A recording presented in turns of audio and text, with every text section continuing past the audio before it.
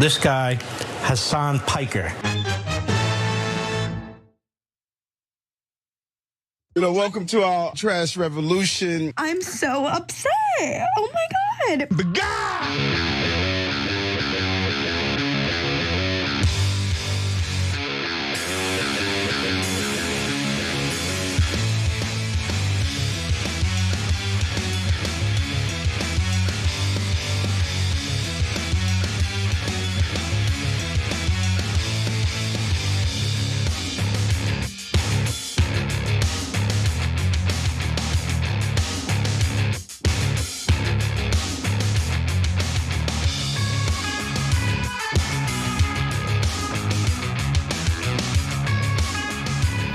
All right, welcome to the Young Turks. Cenk Uygur, Anna Kasparian with you guys.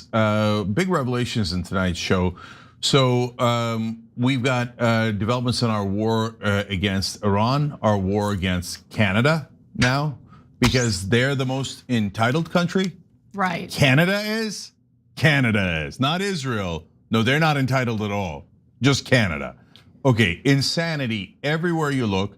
In fact, speaking of Israel, unfortunately, we have more news about their latest terrorist attacks, destroying civilian facilities, murdering more civilians as usual, bombing places of worship because they are an out of control fascist country. So that's later in the program. But super interesting. Yesterday we told you Hakeem Jeffries meeting with Jared Kushner, and we think we know why, and it has nothing to do with affordability. We're gonna prove that to you guys tonight. And we found out what Hakeem Jeffries promised Jared Kushner. That's our analysis of it, and what he has already delivered. So an amazing show tonight, chock full of information. All right, Casper, what do you want to start with? I actually want to start with something that we did not prepare for a segment on the show today, but it's been on my mind and I would like to sound off. So, Hassan Piker, who is known to say provocative things, Hassan loves to say provocative things. I mean, he's a Twitch streamer, okay? There's a lot of edgelord commentary from Twitch streamers, including Hassan. But something that he said that was not at all edgelordy or at all provocative is he said that it is wrong to conflate Zionism and the actions carried out by Israel with the Jewish population, with Judaism, generally speaking. It's a point that we've made on this show. And in fact, he said that it puts our Jewish brothers and sisters in danger by conflating the two, because what it does is it blames Jewish people overall for the crimes against humanity carried out again by Israel. That is literally, and I'm not exaggerating, the least controversial thing Hassan Piker has ever said. In comes Neera Tanden, okay, a supposed Democrat who is plotting night and day on how to help a Republican, Mike Rogers, win a Senate seat in Michigan. So Hassan did some campaigning with Abdul al-Sayed, the Democrat who won the Democratic primary for that Senate seat in Michigan. Scumbags like Neera Tanden can't handle it. And so again, working overtime to use Hassan Piker's commentary, somehow blame Abdul al-Sayed for that commentary, even though in this case, the commentary isn't even controversial or inaccurate. And this is all her effort to destroy his chances of winning that Senate seat and helping Mike Rogers win the Senate seat. And it's way worse than that. So first, Neera Tanden is a corporate and foreign government sellout. Everybody knows that. She's one of the leading establishment figures, loves corporate corruption. She's notorious for it. And and she also does the disgusting identity politics. Like if anyone accuses Hakeem Jeffries of, criticizes him of anything, racist, Jim Clyburn, racist. Now, why? Because they support corporations and foreign governments. So Neera views it as her responsibility to protect the deeply, deeply corrupt. But she does sexist, anti-Semite, all the bag of tricks, right?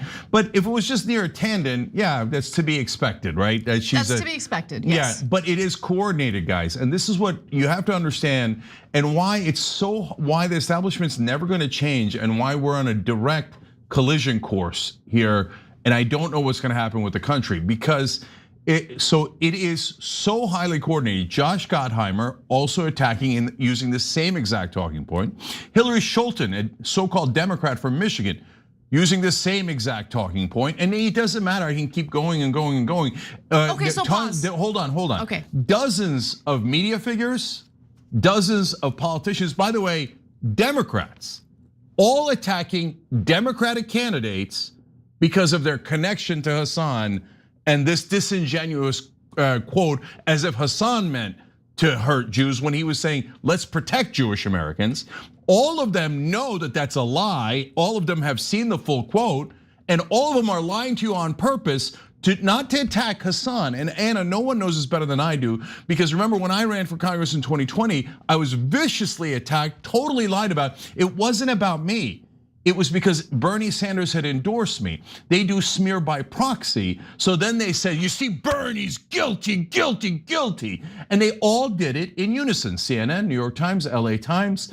There is coordinated strategy in this country to destroy any candidate that Israel opposes. And yes, that includes Jewish candidates like Bernie Sanders, who they despised. AIPAC absolutely despises Bernie and Abdul El-Sayed and everyone that Hassan has endorsed. So all of the Democrats, this vote blue no matter who Democrats, are now saying, do not vote for our party. Do not vote for our candidates. Don't worry, I won't. I think the Democratic establishment is scum. Honestly, I'm so black-pilled on Democrats at this point. I am not invested. I think you guys can tell. I don't really cover the races. I don't care. I don't care, because the Democratic Party is so far gone and so delusional. They're a part and parcel of the Republican Party. How are they different? How are they different on the issues that matter? They're not. Okay, they dive into the culture war issues, which honestly I personally hate, the identity politics, which I personally hate. That's what you get from them. You don't get improvements on healthcare. You don't get improvements on immigration. You don't get improvements on anything with the mainstream Democratic Party or the mainstream Republican Party. They're both trash. I want to be very clear about that. But here's what I also can't stand, Cenk. Rather than do what I think is the right approach in response to these phony allegations, this is what I would do. I would do a press conference if I were Abdul El-Sayed, and I'd be like, I didn't know that members of the Democratic establishment wanted to accuse Jews in America of being complicit in Israel's crimes against humanity. That's what they think about Jewish people, apparently. They're anti-Semites. They're anti-Semites. They are. We keep saying it's Israel, the government of Israel, and they keep saying, no, it's the Jews, it's the Jews. Yeah. Say it's the Jews. Well, we're not gonna say it because we're not anti-Semites like Neera Tanden, Josh Gottheimer. Oh, what? Oh, just because you're Jewish? You did it to Bernie? You're a self-hater, trying to get Jewish people harmed just to protect Israel. And why? Because they're in a cult. They're in a fascist nationalist cult that doesn't have anything to do with Judaism. It has to do with toxic nationalism. Must protect Israel. If they have to destroy Jewish Americans along their way, they don't mind. If they have to smear them, if they have to spread anti-Semitism like Hillary Scholten is and Ken Martin is and everyone doing these talking points and everyone in television who's constantly saying, when legitimate critics of Israel say, hey, the problem is this government doing terrible things, they all say, no, it's the Jews, it's the Jews. Jake Tapper, Dana Bash, etc. Jews, Jews. Why do you keep saying it's the Jews? What kind of weirdo self-haters are you? Or what kind of disgusting anti-Semites are you? Because we're saying it's not the Jews. What is wrong with you? It's because they are Zionists and they want to use the Jewish population as human shields. That is what they do. But Abdul El-Sayed, now I have a bone to pick with him, okay? Because, really? Yeah, I do have a bone to pick with him. Why are you putting out a statement saying, my response to Hassan Piker's comment? What are you doing? Here's what you never do. You never cower in the face of the mob. But he did it, so congratulations. If you don't want the heat that will be directed at you by campaigning with a Twitch streamer, then don't campaign with a Twitch streamer. If you don't want to deal with the heat, then don't do it. But if you're gonna apologize, I mean, look, he didn't apologize in his statement, to be fair, but the opening to his statement made it seem like he's apologizing or he's trying to distance himself from Haas. You wanna distance yourself from Haas, fine, I don't really care. But what that demonstrates is weakness, is pathetic weakness, in my opinion. All right, well, let me tell you what I would have done, and then you tell me if this makes sense to you or no, it's also weakness, right? What I would have done is what I have done, which is, look, I don't agree with a lot of things Haas says, and we're from two different wings of the Democratic Party. I'm in the populist left, he's DSA, right? And we separate on cultural issues and communism and socialism and all that stuff, right? But anyone attacking Haas on that particular comment, on that specific comment, is lying to you on purpose to destroy Democratic candidates on behalf of Israel. And that is incredibly strange, guys. Let that soak in for a second. It's by definition coordinated. There are dozens of people in politics, in the Democratic Party, and in media using the same exact talking point right now. So they got that talking point from someone, they were told to disseminate it, and they all in unison disseminated. So who told them? Who gave them the talking point? My guess is it was their Israeli handlers. I wouldn't be surprised. Okay, I'm not exaggerating at all. Tom Massey said everyone in Congress has an Israeli handler. They sure do. So now they say, oh no, that's conspiratorial. Oh really? Do they have an AIPAC representative they talk to, an Israeli lobby representative? If you ask them, you get them on the record, either they'll lie to you or they'll say, yeah, well, of course. I mean, it's just somebody I talk to from AIPAC, and he always tells me what to say, but it doesn't mean anything. I independently decide that I'm gonna follow exactly what he says 100% of the time, right? And they're doing it right now. They're doing it right now. So everyone that is going with that talking point is literally an Israeli asset. So if you want to cry about that, no problem. You want to blame me, no problem. Let's get into that fight. Let's have that national debate. I say that people who are taking talking points from Tel Aviv and then disseminating it here in America, destroying their own party for another country. They really do excel at that. Is an asset. Yeah. It's not just someone we disagree with, is an Israeli asset, okay? And so they're all over our media and they're all over our politics. Oh no, that's so crazy, really? Well, they give money to 94% of Congress. Why the hell did they give the money? Really, they gave the money for their health? Really, those people vote with them every time? Not because of the millions and millions of dollars they got? And you're a reporter and you couldn't follow the money? So if you say, hey, I can't tell why Hakeem Jeffries keeps voting with Israel when he's gotten $1.7 million from the Israeli lobby, you're not a reporter, you're an Israeli asset. Because everyone with any common sense knows that's why Hakeem Jeffries is loyally serving Israel. Everyone who has eyes and ears knows that, but our reporters, cable news anchors, all in unison pretend, oh, I can't see anything, I can't hear anything, I'm the dumbest person in the country. Follow the money. Oh, Donald Trump got over $300 million from the Adelsons, which an Israeli family, and then has said in public that he moved our embassy for them, gave them our foreign policy and let them dictate it because of the money he received from the Israeli lobby. That's obvious to every person that knows the facts. But all of our reporters lie in unison. So Anna, it is worse than you're saying. Like, and today, no, it's worse. It is. There is one piece of hope. I'll get to that in a second. No, there is no hope. There is no political solution. That's our disagreement. There is no political solution. You got mealy-mouthed Democratic candidates who pretend like they're fighters, and then they cower at the first sign of trouble from the freaking establishment mob. Okay, I'm sick of it, and they should be called out for it. Again, if you don't want the heat, then don't campaign with a Twitch streamer who says edgy things because he needs to carry an audience and needs to entertain an audience. Like, I just don't understand it. And it's again worse than you think. Aside from that, let me just please make my point, okay? When I say that there's no political solution, this is what I mean. The establishment in both parties are not going to allow any change.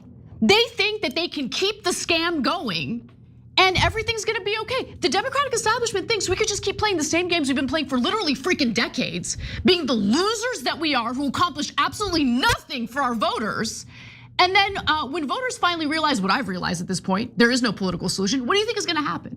What do you think is gonna happen when the people don't feel listened to?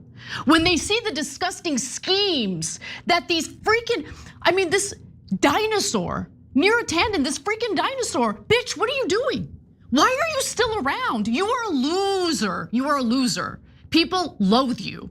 Maybe not your establishment friends, but the people, Democratic voters, loathe you. But she's still here. She's still here, muddying the waters, playing these little games, helping a Republican win a Senate seat in Michigan. So for Democratic voters who don't get it yet, they don't care about you.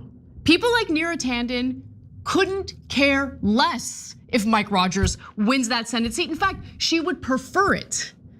And it's just, they're the same. It's the uniparty. So they're the same. Why would you prefer a Republican winning that they're seat in Michigan? They're the same. They are the same. So no, Anna, this is super obvious. They prefer the Republican to win, not just Abdul's seat, but every seat that the Democrats who are opposed to Israel are running in. Every single one.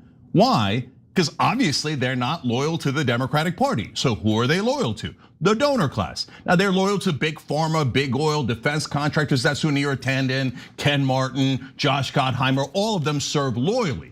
But AIPAC is the mother lode. They were big pharma normally number one, but the last 2 election cycles, AIPAC has spent the most money, giving contributions to members of Congress and through the super PACs a lot more money, dark money, all to Democrats and Republicans who will serve Israel. That's a stone cold fact, and they can't argue with that fact. That's why they never engage in the actual issues. They always go, anti-Semite, make sure you cancel him. Make sure, don't ever let him talk again. If he talks again, everyone will realize he's right. So cancel Hassan, cancel Jen, cancel Anna, cancel every politician who's ever touched them. So that way we don't have to actually address the issues. Because on the issues, the American people will find out that we betrayed them. We betrayed Democratic voters. And do you not know that 80% of Democratic voters disapprove of Israel? But yet every one of those Democrats comes out and goes, no, I stand with Israel and I stand against my voters. Why do you stand against your voters? In a democracy, that's an incredibly strange thing to do. It's 2026 and they're still playing 2016 games. Exactly. I mean, and nothing has changed, nothing will change. And I'm sorry, if you are signing up to be an insurgent force within the Democratic Party, you can't cower as soon as the mob comes for you. Okay. You don't apologize once the mob comes for you. And that's the thing, I don't care. I'm so sick of it. I'm sick of the apologies. I'm sick of the lies. I'm sick of the establishment. And I'm sick of pretending as though the elections actually matter when every single time the same games get played, the same people get fooled by the stupid tricks that get played. And we find ourselves in the same situation over and over and over again. So I just, nothing's gonna change, Cenk. No, nothing's gonna change. Okay, what's gonna happen? Okay, I'm gonna tell you. Okay. But first, I gotta back up what you're saying with 3 different points, get you even angrier, and then I'll come back with hope, okay? So number 1, look, Abdul did not, he was very strong during the primary. He didn't back away from any of this stuff, and that's why he won. So don't tell me it doesn't work. It does work, and don't tell me we can't win, we just won, right? Now, having said that, you're right, I just looked it up. And it's being framed as Abdul El-Sayed backs away from Hassan Piker, withdraws his support, et cetera, et cetera. It makes it look like he's running away from this issue. It looks weak. Yeah, and it looks weak, and it looks like he's guilty. Not just that Hassan is guilty, this is, Anna's right, man. There's a lot of things Hassan has said that I don't agree with at all and that are deeply problematic in my opinion. Yes, and it doesn't matter, I don't have to agree with him because he's my nephew, and I don't have to disagree with him because he's my nephew, and I don't have to speak out for him, I don't have to do anything.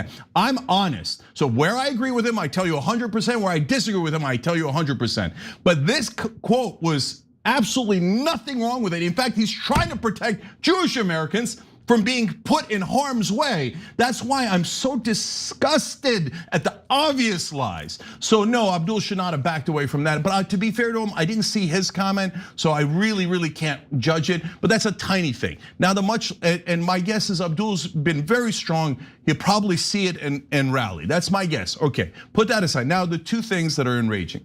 Ken Martin, pretending to be a progressive, okay, became the head of the DNC, then immediately does an attack on progressives within the DNC, and immediately starts protecting the establishment and starts saying, oh no, we need corporate PAC money and foreign government money, and we need to drown the Democratic Party in corruption, right? And now today he comes out and he's attacking Abdul El-Sayed. You're the head of the DNC. I know, that's the most important swing state. And he's helping the Republicans by doing that AIPAC talking point. It's so pathetic, guys. The Democratic establishment is scum. They don't care about you. They don't even care about winning elections. Okay, all they care about is appeasing their donors, getting down on their knees, opening their mouths, appeasing their donors. That's all they freaking do. Okay. And it's so disgusting how this is playing out. Look, the thing that I can't stand about this, despite my issues with Haas, everyone knows my issues with Haas, what I can't stand is injustice, and I can't stand when I see establishment figures intentionally lie to voters, and that is what's happening here. In this regard, in this specific story, voters are being lied to in an effort for the establishment to appease their donors and hurt Abdul al-Sayed's chances of winning that Senate seat, which could only mean one thing. They're trying to help Mike Rogers, the Republican, win that Senate seat. It is a coordinated attack on Democratic candidates by the Democratic Party. They're so disgusting. And that doesn't make any sense at all unless you live in an occupied country where the leadership of both parties and the media serve a foreign country. And so guys, you're gonna find out later, like a lot of you already know, but for the people in the establishment, they're gonna be the very last people to find out, right? Or pretend that they're finding out. That no, Israel has had a network in this country for a long, long time, not of Jewish Americans. I've got Jewish family, they didn't do anything, they're not part of any network, neither is your dentist, neither is your plumber, okay? They're not part of any network. But is there a network of a limited number of people who are radical Zionists in this country, that if anyone criticizes Israel, they literally have a strategy, which they have said in public, to destroy their lives, so that everyone knows, don't ever criticize Israel. Do they have a strategy of buying off our politicians? It's brazen, it's obvious. In fact, after every election night, AIPAC puts out a tweet saying, this is another 21 seats we have won for Israel. Well, what happened? I thought you said you didn't control anything or influence anything. They brag about how they control both parties. They say it out loud, they say it in public. And then the media comes in and goes, don't quote them. If you quote them, I'm gonna call you an anti-Semite, and I'm gonna bring in this network of Israeli assets who will try to destroy your career so you could never speak in the media again. And now you say, well, Cenk, how'd you do it? Well, I built my own network. Because if I stayed at MSNBC, I would have been fired immediately. The minute I criticized Israel 1%, I would have been fired immediately. True on CNN, true on Fox News. And all of this coordination is happening by chance? No. Now let me get to the final story that's gonna enrage you, Anna. Recently talked to a candidate, I'm not gonna give away who it is. I'm not gonna give away which state. But this person is now going to be candidate for the Democrats. And the moderate Democrats in that state call her in and say, okay, now you have a position that is not fully supportive of Israel. So we assume you're an anti-Semite. Now we're gonna grill you, and you have to prove to us that you're not a guilty anti-Semite, otherwise we're gonna destroy you, okay? Then not good enough, meeting after meeting. Then she has to meet with Jewish groups. But she didn't say anything about Jews. Okay, fine, but at least they're Jewish Americans and they're part of the community. Then she has to meet with pro-Israel groups. No, she doesn't have to do a damn thing. And they say, if you don't apologize to the Israelis, the Democratic Party will destroy you, even though you're a Democratic candidate. I would take the meeting with the Israelis and tell them exactly what I think of them. So tell me this isn't coordinated when they do it to every candidate. Tell me it isn't coordinated when they destroy their own candidates on behalf of a lobby.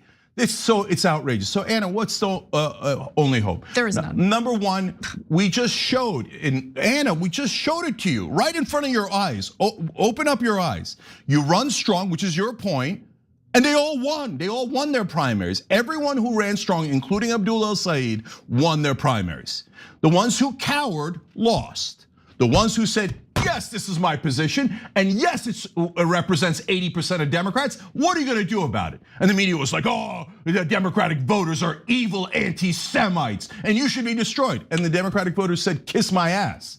Kiss our collective American ass. And they put all of them into the elections, the general elections, and into Congress, because a lot of them are in blue districts. Abdul's in a purple district. That's why he's in a purple state. That's why he's a bigger threat to Israel. That's why they had to get all of their assets in the Democratic Party to attack at the same time against their own candidate. Now, the final piece of hope is, Anna, we just, again, another thing, like it happened right in front of our eyes and ears, right?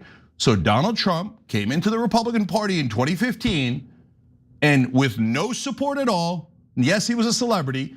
but single-handedly took over the entire Republican Party and remade it in his image. Now, so that doesn't mean that was a positive thing, but it shows you all you gotta do is have one guy win the primary, the presidential primary. You can't do that. That's it. You can't do that with mealy-mouthed Democratic candidates. Well, then you find a candidate that is not mealy-mouthed. It feels impossible. Surround them with a teammate of Americans who are very strong, and you run against the Democratic Party, against the establishment. You run on behalf of the American people. And you say, well, if you're gonna run against the Democratic Party, why are you in the Democratic Party? Because I hate the Democratic leadership that is corrupt and against the Democratic voters. Our job is to take the Democratic Party back for the voters. And it is indisputable that we represent them, and they do not. On the issue of Israel, 80% are on our side. By the way, on the issue of paid family leave, 84%. Money out of politics, 93%. Every single issue, Medicare for all, 65% of the country, over 80% of Democratic voters. On every single issue, the populist left is incredibly popular. The establishment left is despised. DSA has its own issues, but they join us on the important economic stuff, not the socialism stuff, but universal health care, higher wages for the average American, etc. If one strong candidate wins this whole thing, and once he's the Democratic leader, all the near attendants can cry and yap. Oh, Israel, we love Israel. Oh, I hope our Democrats lose. I hope Democrats lose. We love Israel. They can yap all they want, but they're gonna yap out in the yard because they're not going to be in the party anymore. They're not gonna have any power at all, and no one cares about you. You're not important. The only thing that props up all of these corrupt Democratic officials is money. Money. That's it. Yeah, exactly. Okay. Well, that money gets you a lot of false ads about whatever to try to destroy these candidates. Anyway, we'll see how it plays out. Let's take a break. When we come back, we'll discuss other things, including a trade war with Canada. Hassan Piker.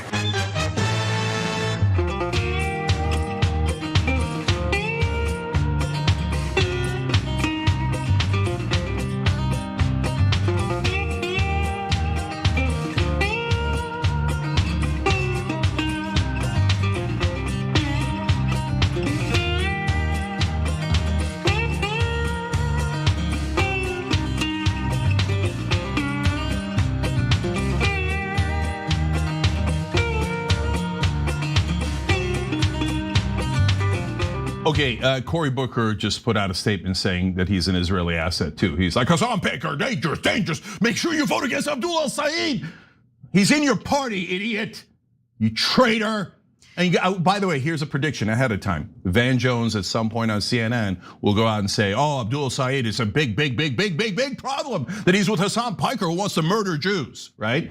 Right, Van? How much did they pay you, bitch? Or is it blackmail? What'd you do, Van? What'd you do? One of our viewers says, please tell your co-host, because I think this is an important thing to point out.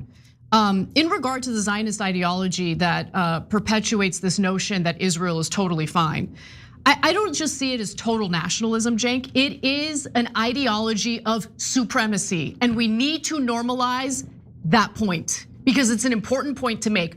You can have supremacists in literally any group. You can call it out in literally any group. We should call it out when it comes to Zionism because it is an ideology of supremacism. Well, they do believe that God said it is their land and they're allowed to take it by any means necessary. So we're not talking about Jewish people, we're talking about radical Zionists. And that is a fact. They believe God has empowered them to murder other people because they are the chosen race. What does that sound like? It sounds like fascism, because it is fascism. That's what Israel is now. This guy, Hassan Piker.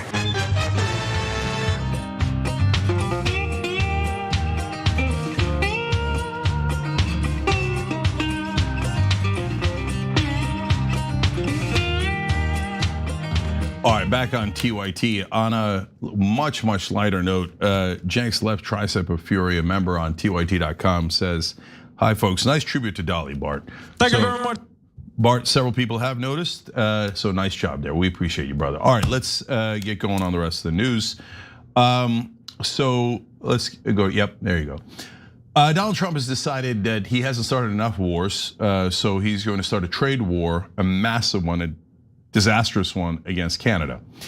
He says that they are too entitled, and that they, have been very disagreeable, and so we need to attack Canada in a massive economic battle. Now, we're going to tell you all the horrible consequences that are going to come from this, and how the Canadians are striking back. God bless their hearts. And how this is one of the most disastrous economic policies we could have, especially in the middle of another actual war. Go ahead, Ann. We are in the middle of an energy shortage thanks to the fact that Trump started a war with Iran, which led to the closure of the Strait of Hormuz. Obviously, that leads to higher prices, inflation, and on top of that, JP Morgan just announced that war is very likely going to lead to a global food crisis in the first half of 2027. So in the middle of all this chaos, President Donald Trump decided, you know what, I'm gonna reignite a trade war with Canada, one of our most important trade partners.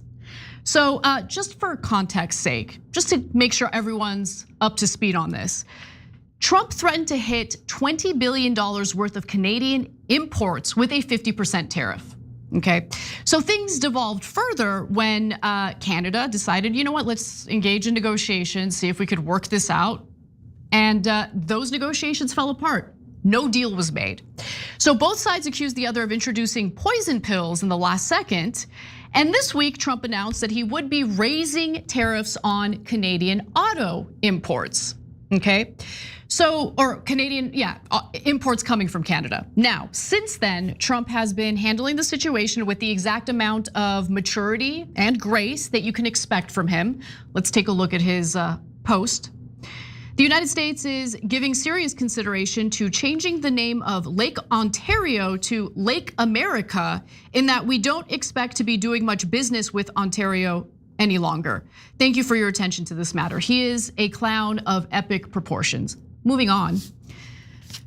Lake Ontario straddles the border of Canada and the northern United States. Hours later, Trump posted the following image on social media.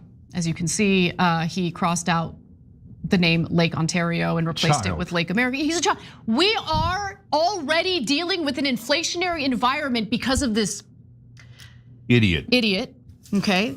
And he's playing games as if he's a freaking 12-year-old. Okay, so let's talk about how consequential this all is. So it gets even more embarrassing because just last night, Trump actually admitted that we, the United States of America, happen to be very reliant on Canada when it comes to one specific Canadian import. What is it? You're about to hear. Take a look. Selfishly, we need aluminum in this country. We don't have it. We get it all from Canada for the most part, and we need it badly. We live in hell. We live in hell. Okay, that's the leader of the United States starting a trade war with a country that we rely on for aluminum, and he admitted as much in that segment. Then Trump doubled down in antagonizing Canada in a post regarding the Oklahoma gubernatorial race. So Trump has endorsed the candidate named Mike Mazzei, and he actually supports the construction of an aluminum plant in Oklahoma, okay? His opponent, his name is Genter Drummond, opposes the plant. Both candidates happen to be Republicans, okay? Now here's what Trump had to say about the matter. Our country needs aluminum, he says. It helps our country with regards to national security. You can't get aluminum in the United States, and this plant will go elsewhere if it's not approved. Very simply, Mike Mazzei is for this desperately needed job-producing aluminum plant. Drummond, for his own reasons, is not. He even sued successfully to block it. Now keep in mind, more than half, let me repeat again, more than half of the aluminum that Americans consume each year is produced in Canada, making the country essential for multiple products, including automobiles and washing machines manufactured in Michigan. So now let's check in on our northern neighbors. In retaliation for Trump's idiotic behavior, Canada has decided we're going to actually slap US imports into Canada with tariffs as well. And in fact, they are acknowledging that this will cause some economic pain for Canadians, but Canadians are here for it. because they're sick of us for good reason. So these tariffs will be placed on $20 billion worth of American goods being exported to Canada. It will include things, including but not limited to steel, cheese, furniture, and clothing. Okay, and for reference, let's take a look at this graphic. In the first half of 2026, the US exported $175.8 billion in goods to Canada, the second biggest export trading partner after Mexico, accounting for 14% of all US exports according to the Census Bureau. Canada is the US's second largest trading partner. What are we doing? What are we doing? Yeah. This would be bad if we weren't already experiencing war-related inflation. But we are experiencing war-related inflation with no end in sight. It's only gonna get worse. And Trump has decided to make matters worse by starting a war with our second largest trading partner. Yeah, so when you have an issue that's related to health insurance or drugs, the health insurance lobby, the drug lobby controls our policy literally 100%. So we can't even negotiate prices, et cetera. When it comes to oil, big oil controls our policy 100%. The job of the media is to make sure you never find out. In the case of foreign policy, you know that it's AIPAC and Israel, right? But there are times when it's not 100% because there's a loose cannon on board. And that's actually why all the lobbyists in the very beginning were against Donald Trump before they realized, oh no, he's one of us. He's gonna sell out to us even more than anyone else is. But they were worried about the loose cannon because even the corrupt corporations that run our government don't like this. They're like, what's going on? Why are we doing this? And this one is 100% the man-child called Donald Trump. Why is he doing this? Because he's an idiot. This is one of the things that I've been saying for over 10 years now. Well over 10 years. Same thing I said about Kanye for what, 20 years. Oh, he's a genius, he has strategy. No, they're painfully stupid. The only thing he knows is run towards the spotlight. And in politics, that's actually 90% of the answer. And talk about yourself and inflate yourself and attack everyone. That actually works in politics. So, and it works in media and marketing. So the one thing he's good at happened to be the one silver bullet in politics. Other than that, no strategy, no nothing. Guys, across Lake Ontario, this is Lake America. What is that? I mean, where did a this third come grader. from, though, Cenk? This makes no sense. Like nothing. I need to know what triggered this. Oh, I know that. What triggered this? No, this one is 100% Trump. He has believed this for 30 years. You know why he believes that tariffs are gonna work? And he has no sense of proportion. He doesn't know that you do it targeted way, you do it long term. He doesn't know anything, he's an idiot.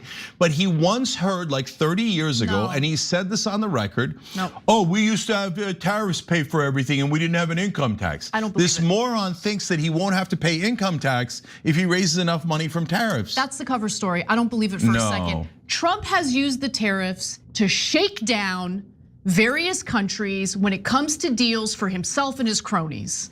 I've seen it time and time again. He offers carve-outs to various US-based corporations who manufacture their products in foreign countries and need to import those products to sell here in the United States. This is a shakedown.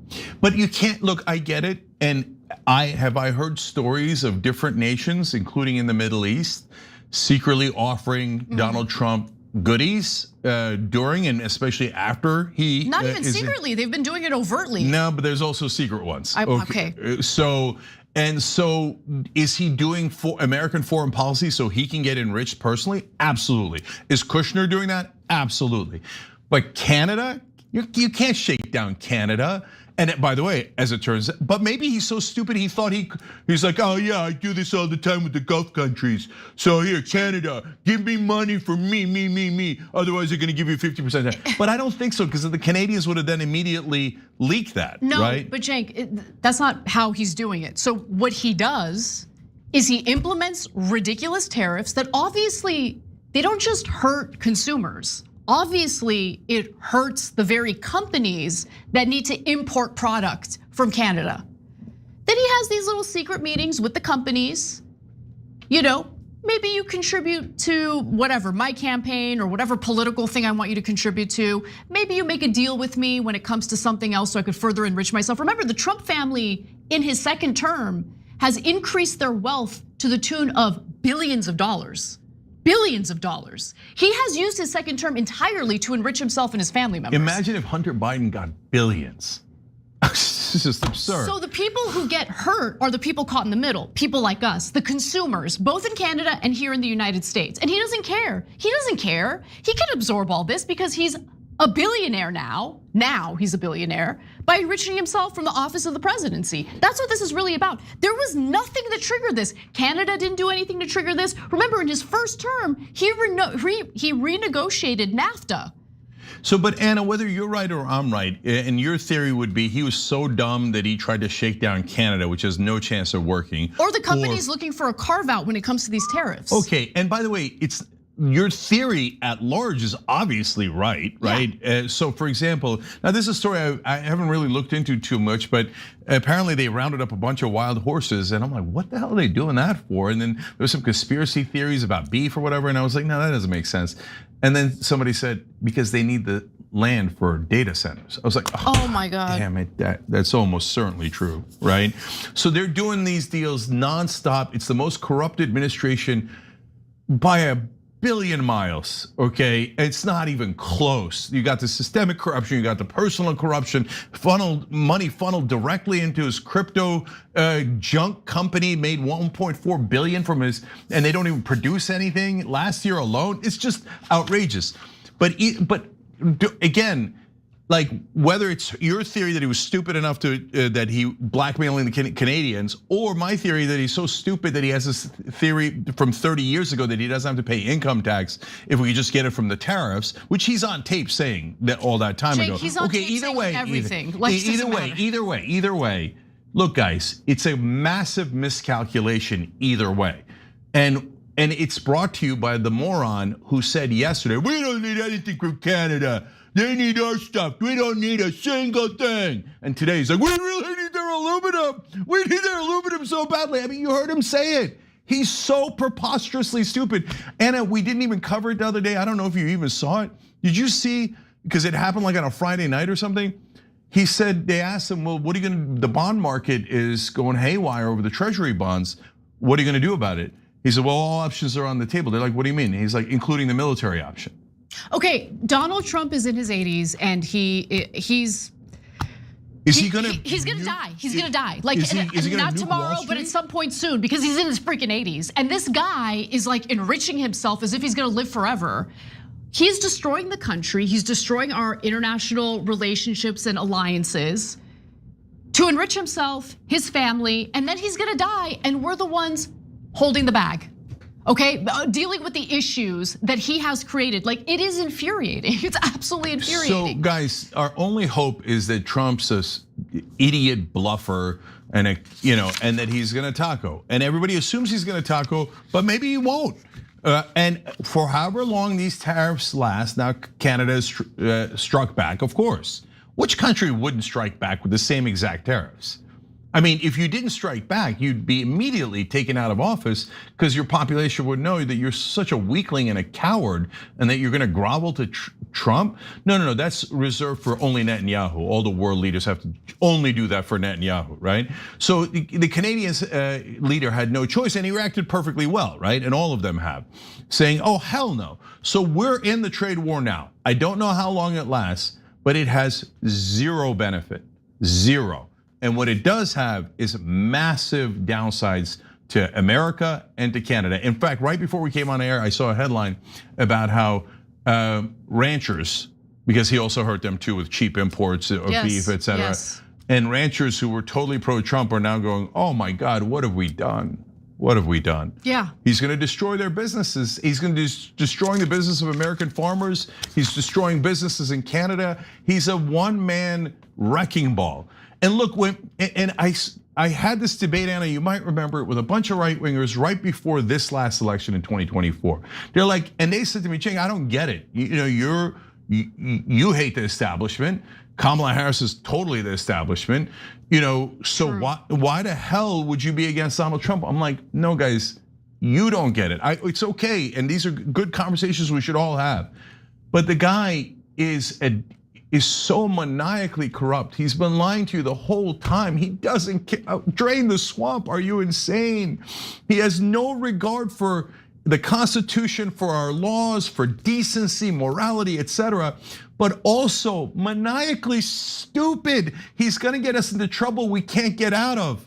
And here we are in the middle of the Iran war, now in a disastrous trade war with our top ally. Our top ally isn't Papua New Guinea or Israel. They're both tiny little countries with the same population. Our top ally is Canada. And now 3/4 of Canada's exports come to America. And they're bunkering down. They're like, it's 1/4 of their GDP. I know. And they're still saying, no, we're not gonna give in an inch. And attaboy, way to go, Canada. This isn't about American people versus the Canadian people. The American people and the Canadian people are on the same exact side. This is about people in power screwing us over for their own benefit. And we should have never elected a guy this pathetically stupid and this pathetically corrupt. And here we are in the midst of nonstop wars, while that same moron is going, I should be given the Nobel Peace Prize. All right, I can't. We gotta take a break. What's that song? I do want corruption. I like tacos.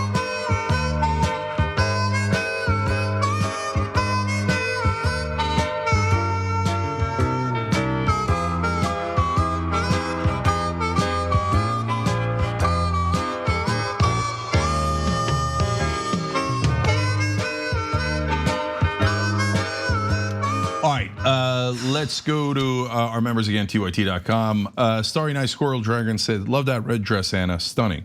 Thank you. Little Mac McChee said, I would say they coordinate against candidates that both oppose Israel and or corporate power. 100% right.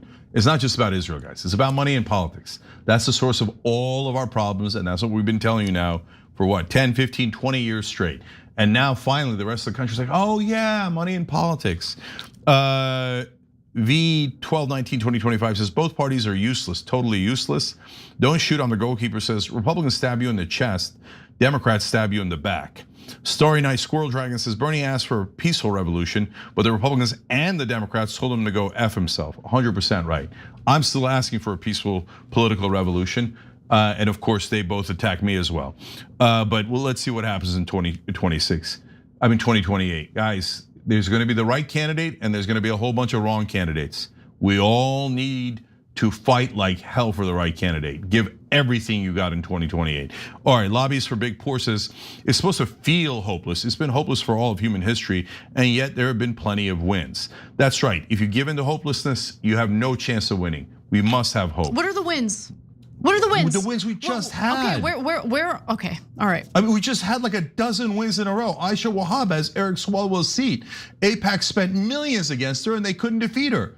And AIPAC is crying everywhere. Here, AIPAC effing tears. Go, collect them. What do you mean we haven't won? All we do is win these days.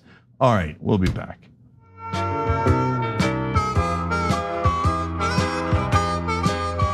Why would I want to blow up the global financial system? Yes, you did. Yes, you did.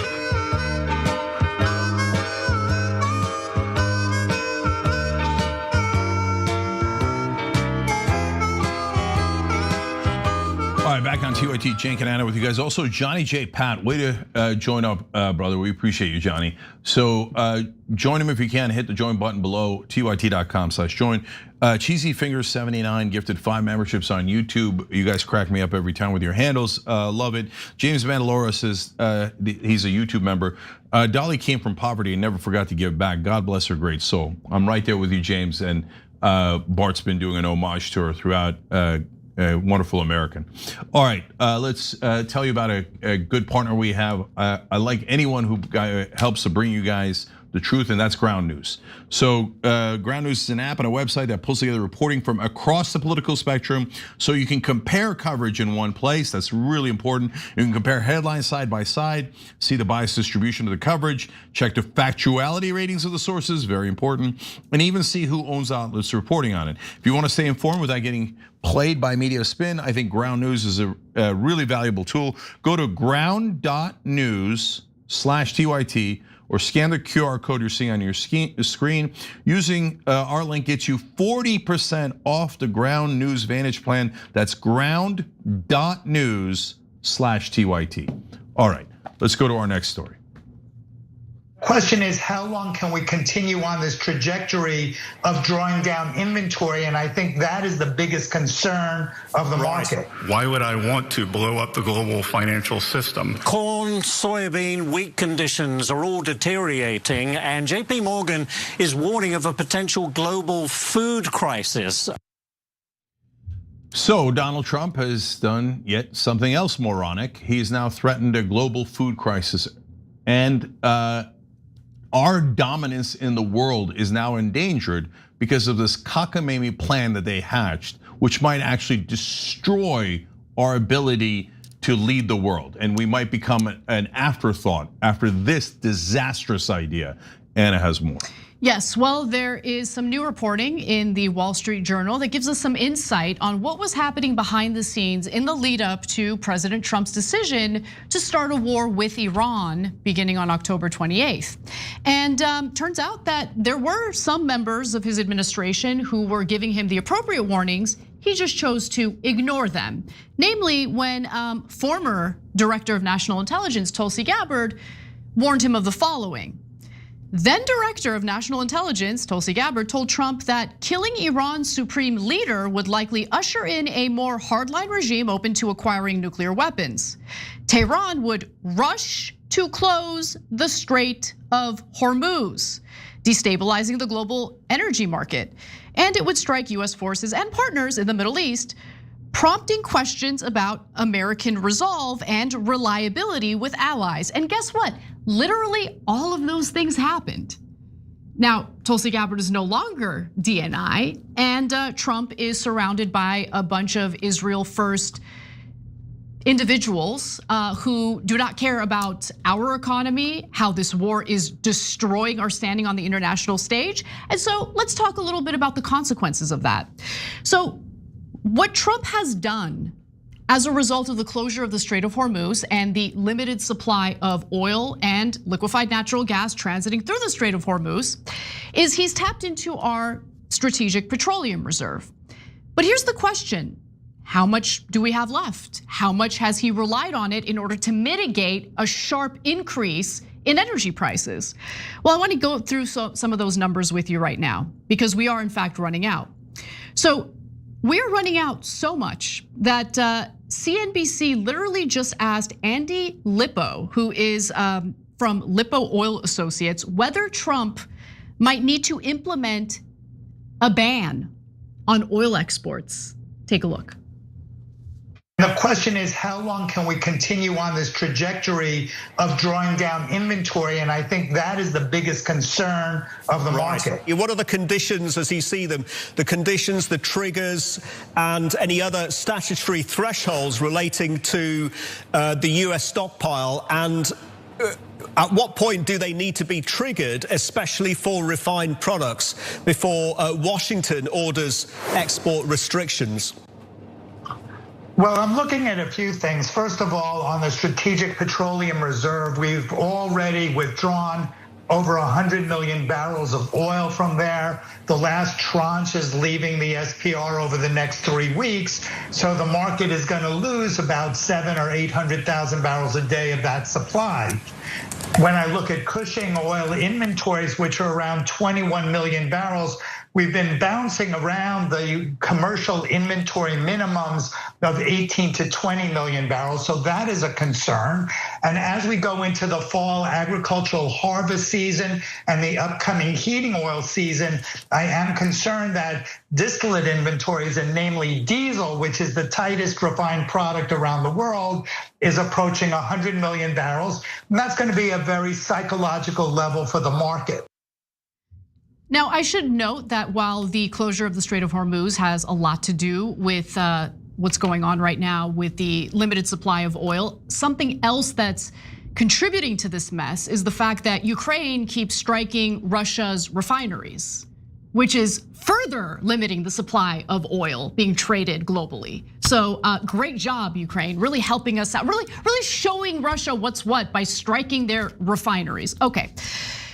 Stocks of crude oil in the US Strategic Petroleum Reserve fell by about 3.7 million barrels to 289.7 million barrels last week. And that's the lowest level since November of 1982. I wasn't born in 1982 yet, but I hear, Cenk, that in 1982 there was some problems with an oil shortage or something like that. Oh yeah, there was a ton of problems back then, and now we're back to those same ton of problems. But this was totally voluntary; it didn't need to happen at all. So this is actually a pretty good piece by Wall Street Journal, the one where we found out, where everybody stands. And I'll give you a grain of salt on it.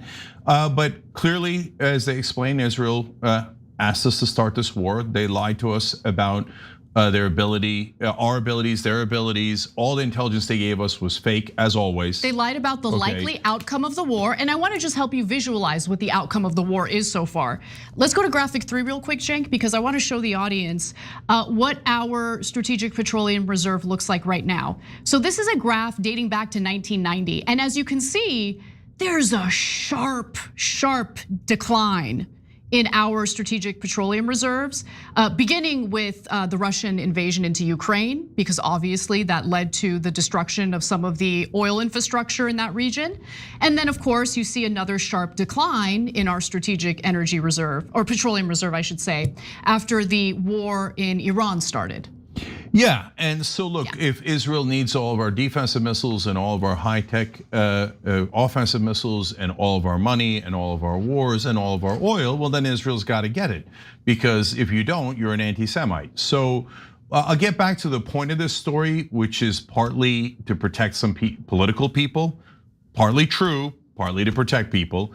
But guys, I want you to understand the calamities that are coming. So Anna has explained a bunch to you guys where we have a global shortage on oil, and then gas per barrel is $143. It's not the same as the oil by itself or in the aggregate. Diesel's up to $190 per barrel. So this is a global problem. But on top of that, we showed you Scott Besson in that beginning video. They have a new genius idea, which is if you work with Iran in any way and you try to avoid the sanctions that Iran is under, we're not going to let you trade in dollars anymore. But then wait, that hurts us way more than it hurts them. It seems like this administration is hellbent on hurting us. Yeah. They've been doing a great job. Like if they were trying to hurt America, I'm not sure they could do any better job. Let me give you another example real quick. Let's talk about food, because it turns out that the Strait of Hormuz is pretty important when it comes to transit of fertilizer, which is incredibly important for farmers when it comes to growing food. And so disruptions in global trade, especially spurred by the Iran war, mean that consumers can expect to see significant inflation when it comes to food prices. A new report from JP Morgan warns that global food costs could climb 5% in the first half of 2027. That's up from the current US food inflation rate of 3%, a number that's already putting pressure on household budgets. Other countries, by the way, are going to be hit way harder than the United States, but even Fox Business is concerned about this. Take a look. Corn, soybean, wheat conditions are all deteriorating, and JP Morgan is warning of a potential global food crisis. Could this be the beginning of that, Scott? Well, they say it is. I mean, they'll make the argument that we're already starting that. We've had some trouble this year with our crops. Mother Nature has not been complying as well. It's not a disaster by any means, but it's just not what we thought we were going to be getting. But the real key here, for the first time in a long time, Ashley, is the fact that We've got a problem with logistics. So weather is taking a back seat. Logistics around the world has slowed up. I mean, we've heard about the Straits of Hormuz, but we've got another issue in the Black Sea and the Sea of Azov with the Kerch Straits. We've got problems there with wheat, and both of them have problems with fertilizer. And when we don't put down as much fertilizer, guess what happens to yields? So this is a cascading event. So this is a logistics issue, it's a weather issue, geopolitical issue, and they're all kind of stacking up, unfortunately, for the perfect storm, where JP Morgan sees food inflation at 5% next year. So if you're wondering, okay, well, what are the details? What kind of fertilizer are we talking about here? The Strait sees about 1/3 of the world's nitrogen fertilizer, an essential form of fertilizer for around half of the world's crops. Nitrogen fertilizer shortages are a ticking time bomb because it's needed during the early stages of crop growth. We could still be feeling the effects of a shortage as much as a year later. So Cenk, to your point, you are absolutely correct. It seems like this administration is hell-bent on hurting our country. Let's just note, I mean, I feel bad saying this, but because the brother was saying things that are true, but let's note that he was talking about fertilizer while dressed as a cow. I know. I will allow it though. I will allow it. Hey, you know what though? But that's why we love freedom in America. We do. You do you, boo, okay? As long as you're saying the right things. Or you do you, moo. Okay. Okay. This is a serious story, okay? Serious story, back to serious. Okay, Scott Bess's quote, I'm going back to that. He said, the reporter asked him, well, so why don't you just do the sanctions now and take everybody off the dollar if it's so important? And he said, well, why do you think I would blow up the entire global financial system? Oh, so when we do start taking countries off the dollar, our Treasury Secretary just told you, it would blow up the entire global financial system. Because he's bluffing. They're not. No, Scott Bess is not gonna do that. Like, he knows business. That's why he accidentally said that.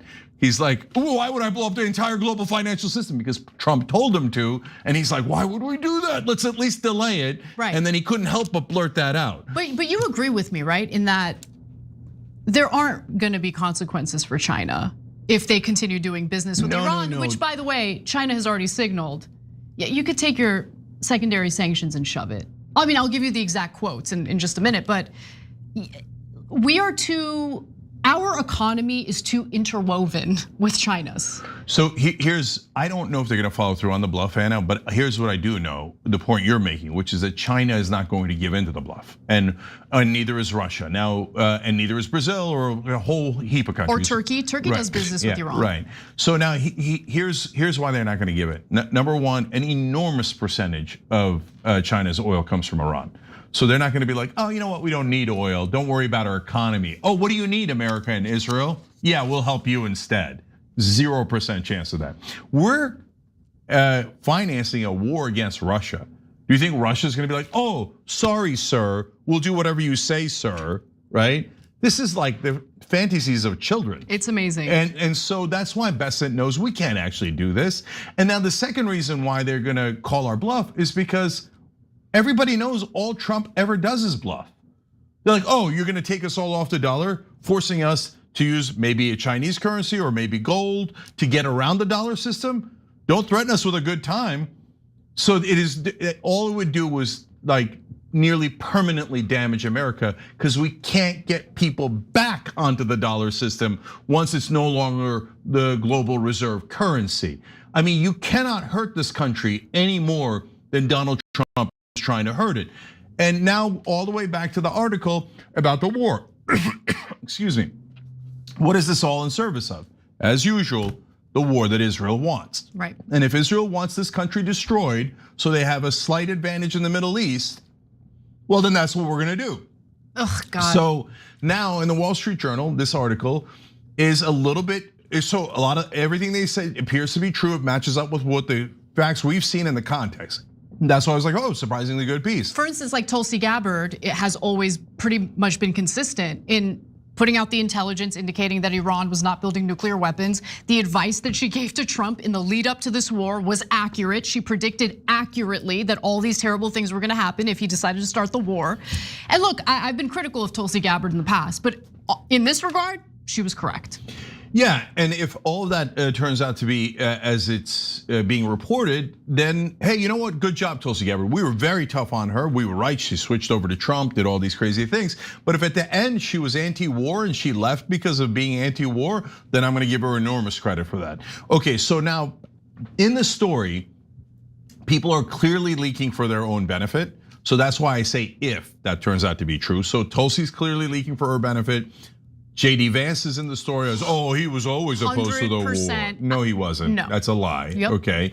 And then all these people, oh yeah, I was against the war. I was against the war. What is that? That's the rats leaving a sinking ship. 100%. And yes. but what that article tells you, but the very fact that it exists, that those people had to leak that to preserve their political career, means that the Trump people inside the Trump administration know for a fact they are on a sinking ship. Now, the last part is also very interesting. So who did they blame it all on? Now, they partly explained clearly that Israel lied us into this war, which was shocking in any American media, let alone the Wall Street Journal.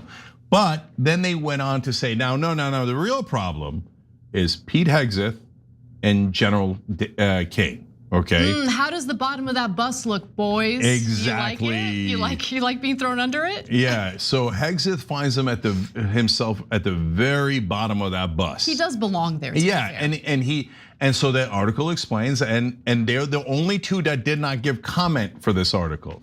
The others are giving off the record comments. It was Hegseth. It wasn't me. It wasn't me. It was General Kane. Raising Kane my ass. It's his fault, right? Den of vipers. Yeah, of course, exactly. So.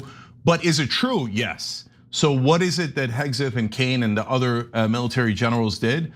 They made it seem like, oh, can't wait for this war. This war is gonna go great. We're gonna destroy them and it's gonna be so much fun. And we're gonna blow this up and we're gonna blow that up and you're gonna look super tough. And remember what we did in Venezuela? We won it so quickly. You're gonna be a hero. We're gonna be heroes. We're gonna be the stars of this war. We're gonna blow everything up. Oh, it's gonna be great. Oh yeah, we'll murder a lot of people. And we'll destroy the American economy. But we're gonna be the stars and it's gonna be easy and you're gonna be a hero, a war hero for peace. And Trump was like, oh yeah, I like blowing things up for peace. And I love Israel. I mean, I don't love them, but they have the tapes. So they all agreed and they went into that war. And now the people leaving the ship go, oh, I wasn't for it. And by the way, I'll do a quick prediction here. I don't know when, a year from now, 5 years from now, but at some point, everyone in Washington is going to tell you, oh no, I knew how problematic Israel was. Oh no, I knew about their undue influence in this country. No, I was against it the whole time. Oh no, I was secretly, very secretly, privately against what they were doing. I was trying to help from the inside. Let me just be very clear. This is a grudge that I will never let go of. So I'll never forget. Everyone who defended going to war against Iran, everyone who defended Israel's treachery in Gaza, in southern Lebanon, in the West Bank, in the whole of the Middle East, let's keep it 100. I'm never gonna forget your name. And by the way, okay. At the same time, fair is show in America. So if you do bad, we don't forget. But if you come to the right side on issues, hey, God bless. So Glenn Greenwald and I had fights. Now we're on the same team, we're fighting for the same cause, end the wars, end the genocide, and free America. Make America free again. Max Blumenthal, Aaron Mate, no problem, forget the past. You're doing right, okay? I love it, let's keep going forward together. And Tulsi Gabbard, we were 100% against Tulsi Gabbard. Yeah. And because I didn't believe her anymore. Yeah. She had reneged on so many things. I'm like, is she really anti-war? I don't know if I'm buying it. But it turns out that she was trying to do good within the administration. We think, I mean, these are leaks coming from people like Tulsi Gabbard, right?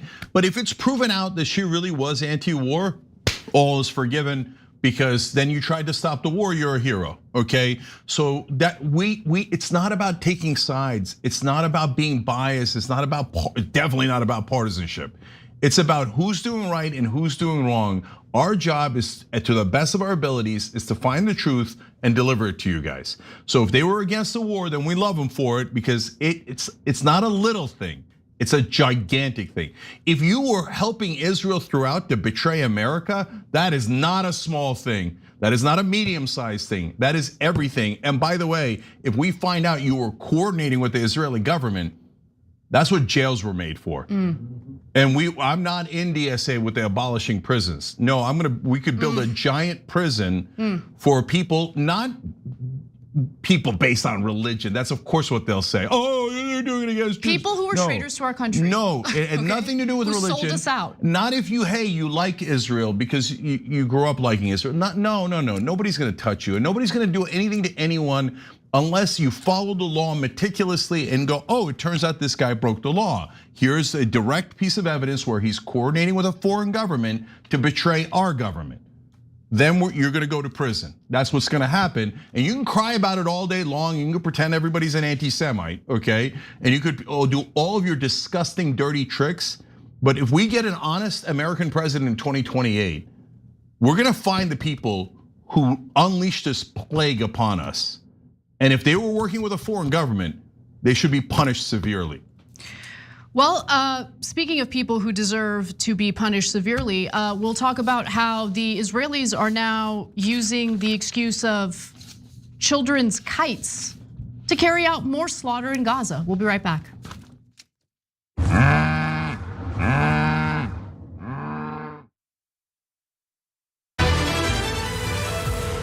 Hey Andrew, what's up? Hey Cenk, you ready to make the switch? Yeah, I guess. I promise it's easy, universal, basic, and you get income. Yeah, you keep saying that. But you sure I'm gonna have coverage? Of course you will. You think I would have bad service? I'm Andrew Yang, of course I have good service. All right, let's try it. But I'm so bad at tech. So, wait, should I do this thing of the hashtag business? Andrew, you're still on, right? Yep. Oh, I see it. No, wait, I don't see. Oh, yeah, I do see it. Here we go. I actually did not realize that you'd be searching in real time, but I love it. How much do people actually normally say? Yeah, the average American is gonna save between $500 and $1,000 a year on Noble. Yeah, no, you know what I'm gonna do, Andrew? Are you ready to become a Noble member? The 2 buttons are do it and go back. There's no going back, we're doing it. We're doing it. Here we go, Noble Mobile. Oh my gosh, I just called you and are you now on Noble and not Verizon? Why didn't you tell me it was gonna be super easy? I know, man. Now you just stay away from your phone and watch the money roll in. I can do that, here you go, phone, yeah. What the f? Cenk, you still there? Andrew? Oh, well, at least I got Noble Mobile. It was really just one take. The whole thing is wild. It's in my shoes. It's in my shoes. Hi, I'm Brett Ehrlich with breaking news with Brett Ehrlich. This is breaking news with Brett Ehrlich. Hi, Brett Ehrlich here. According to EPA head Scott Pruitt, climate change is not happening. He cited a meme on Facebook he saw. When pressed to back up this source, he said it must be accurate because the watermark said it was made by a scientist. So, your move, Truth.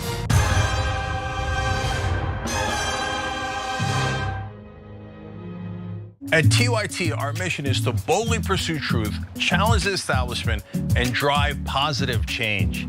At a time when corporate capture of our media, our government, and our politics is nearly absolute, everyday working people need a champion to fight for them and to push back against the powerful interests that threaten our democracy itself.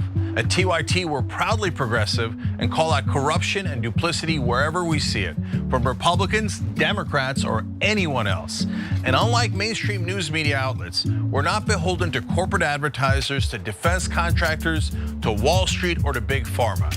We only have to answer to our audience, and for nearly 2 decades, we've accomplished that by delivering honest, timely, and insightful perspectives on the day's news without fear or favor or concern for whose toes we might step on or which powerful elites we might offend. And while we're super serious about the news, we also manage to do it in a way that is fun and lighthearted.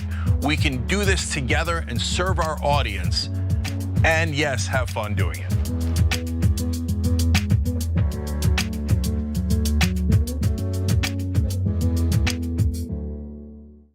People have died for us to have the chance to vote.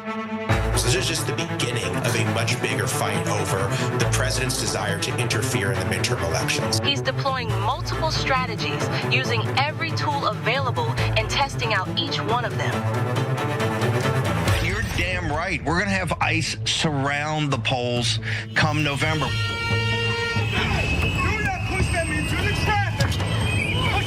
There are efforts to stop people from voting. The actions that we take now will determine what the future looks like. Me, like war, it makes me pound it very hard.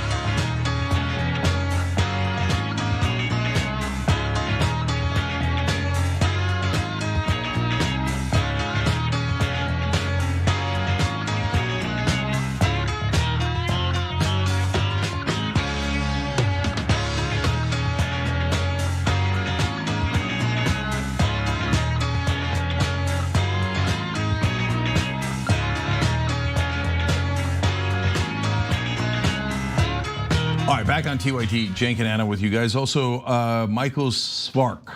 There's no way I said that right, but anyway, love you, brother. Thank you for joining through the join button on YouTube, tyt.com/join. Otherwise, let's go to our next story. Who do you think is flying kites on the Gaza border in the middle of a war with strings that are kilometers long, when there has been a track record of kites being used as weapons? Jerusalem Post answered the question, and the IDF mentioned it as well. 12 and 13-year-olds led by Hamas. Yeah, Israel is once again murdering children and destroying places of worship, bombing tent housing, all under the very important pretense of we must murder the children flying kites and balloons. But Cenk, these kites have strings that's all kilometers long, okay? Yeah, I mean, the strings are so dangerous for the Israelis who are armed with 2,000-pound bombs. So what are they gonna do? And she's gonna give you the whole story, but guys, as she's giving you the story, think about this, right? They say that the Israelis are doing self-defense. They're the victims. What if the Palestinians have kites and balloons? Meanwhile, they've dropped the equivalent of 13 atomic bombs on Gaza. Yes, yes. And our press tells you the children's balloons and kites are more dangerous than all the 2,000-pound bombs that Israel dropped, that Israel is the victim and the kids they're murdering are the terrorists that need to be destroyed so that the democracy of Israel can flourish. They got them long strings, what can I say? Okay, so I want you guys to understand something that I myself didn't know until fairly recently. So Zionists look at the victims of the Holocaust, believe it or not, as weak, okay? As weak Jews, as they would describe them. And in fact, the whole notion of Zionism is to perpetuate this idea of the muscular Jew, okay? How are you gonna perpetuate that idea when you are literally pointing to children's homemade kites as something that you're afraid of and must drop bombs on children in Gaza over? Okay, so with that in mind, let's get to the details. So children in war-torn Gaza have somehow managed to demonstrate their resilience. You're looking at that resilience right now. They're still finding a way to be children, to play. They're literally sliding on these like steel beams that came from buildings that were bombed by the Israelis. One of the other things that they're doing is they're making their own kites. I don't even know how they find the materials to do it, but they do. And flying kites is how they, in my opinion, are showing their resilience, right? Because imagine living under the conditions they're living in and they're still able to find joy in life. And I think that's the reason why the Israelis are so furious. So as they're flying their kites, sometimes they lose control and the kite flies onto Israeli territory, falls on the ground. And some Israelis are like, this is unacceptable. We are afraid for our lives. I'm not kidding. So they complained to the government and here's what happened. So Israel issues a warning. On Sunday, Benjamin Netanyahu and Defense Minister Israel Katz released a statement on X saying that they held a situational assessment regarding the threat of drones. Really? There are no drones. Drones? Hamas hasn't used drones. What drones are you talking about? Okay, drones, balloons and kites. Balloons and kites, okay. Israel warns Hamas that if the launches toward Israel do not cease immediately, and by the way, Hamas isn't launching kites. They're literally children launching the kite. Let me give you a statement. Let's go to graphic 1. This is a 13-year-old by the name of Omar. He spoke to the CBC and said this of flying kites. We fly kites so we can change our moods. There's nothing left in Gaza to make us happy. And that's what's actually bothering the Israelis. They're like, oh, there's still a happy Palestinian. We haven't done our job of brutalizing them enough. That's what a fascist country does. I'll get back to that. So according to the Times of Israel, a total of 12 kites and 4 balloons have reportedly crossed over into Israel from Gaza during the month of August. Not a single one of those balloons, not a single one of those kites had any type of incendiary device, had no weapon, nothing. They're literally just homemade kites and balloons. Okay. Nonetheless, there you go. Here's a perfect example. Here's a picture of what the Israelis are so terrified over, allegedly. And then the Times of Israel even reported on this and said at least 4 kites were flown from Gaza to Kibbutz Nahal Oz over the weekend. The army said nothing suspicious was found on the kites and there was no danger to the public. However, the Israelis are claiming that Hamas is directing the children to fly the kites into Israeli territory. Oh. These people are animals, okay? They're so disgusting, but it gets even worse. So the IDF has upped the stakes here because now a kite will be treated the same as a drone. If you don't believe me, here's what Israel Katz said in a separate statement. A balloon is treated like a kite, and a kite is treated like a drone with or without explosives. And he basically announced that to justify what they're calling targeted strikes in Gaza in response to literal children's homemade kites falling onto Israel's territory. I guarantee you there will be supporters of Israel in this country. Not I guarantee you, I already know, I've seen it on social media, where they say, yeah, the children deserve to be murdered for flying kites. Well, they're scum, they're scumbags. But that's because they're in a fascist cult called Zionism. So I want to go back to that and explain something that's important. Are there different kinds of Zionists? Of course. Are there people who think Zionism just means, hey, I don't want people in Israel to die, I want it to be a safe haven for Jews? Of course there are. There are lots and lots of them, especially here in America, okay? Are there other Zionists who are radical Zionists who believe in fascism? Yes. Now the problem is that the other Zionists are like, oh, that's just all conspiracy theories. There's no way, we're all pure and innocent. Brother, just because you think one thing doesn't mean that someone else in that group thinks the same thing. They can think something very, very different. And you could see it in their actions. So Zionism is a form of nationalism. There's no question about that. It has nothing to do with religion. It is not Judaism. In fact, I would argue that in a lot of ways it's the opposite of Judaism. It is a nationalist project and it is toxic. And toxic nationalism, there's another word for it, it's fascism. And so you remember Zionism came up before the Holocaust. So it was well before the Holocaust, the Zionist idea came, and in fact, they started pushing for it. The Balfour Declaration is decades before World War II. So, but at that time, the reason why fascism rose in Germany was fascism, unfortunately back then, was a popular idea across the globe. And so different countries and groups thought we are the superior race and we should have our own nation, etc. Now, Jewish people had a good reason. They'd already suffered, even before the Holocaust, pogroms, etc. So I understand why people have a natural inclination to, well, I mean, they should have a safe haven. But the problem with Zionism, as almost everyone but the Zionists know, is that, yes, but the slogan was a people without a land for a land without a people.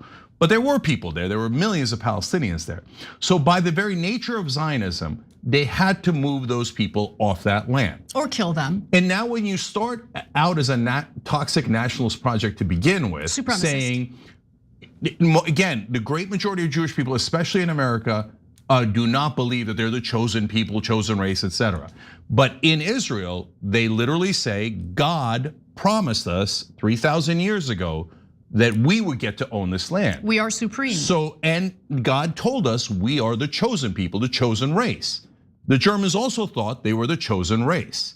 In their belt buckles for their soldiers, the Germans wrote, Gott mit uns. It means God is with us. And so the Zionists also believe the radical Zionists do with all their hearts, that God is with them, Gott mit uns. And so they now think, well, we got to move these people off that land. And they had to do it in 48. I know it breaks the hearts of like regular Zionists that don't know what actually happened. And they got brainwashed into, oh, the Palestinians went for a picnic. The Arabs attacked us out of nowhere. No, Jews had 6% of the land. And then they said, okay, now after this, the UN declares that we now have 55% of the land. They drove the Palestinians from that land. They were not attacked first. The Zionists attacked. Irgun, Haganah gang, etc., a bunch of literal terrorist groups killing civilians throughout that region, then started killing Palestinians and drove 750,000 of them off that land. Zionism required ethnic cleansing. They did it in 48, they did it in 67, and they're doing it now. So that is why, although it might break the hearts of Zionists that don't know any of this and that aren't part of that plan, there are radical Zionists who are definitely fascist. That is what leads to this kind of monstrosity at this point, where they're murdering kids for flying kites. That's not normal. That's late stage fascism. They've squeezed over 2 million Palestinians into 30% of Gaza. That's an open air concentration camp, and a concentration camp where they've destroyed nearly every building. And people mainly live in tents. They're now, in this story, they're bombing the tent cities. They're bombing places of worship.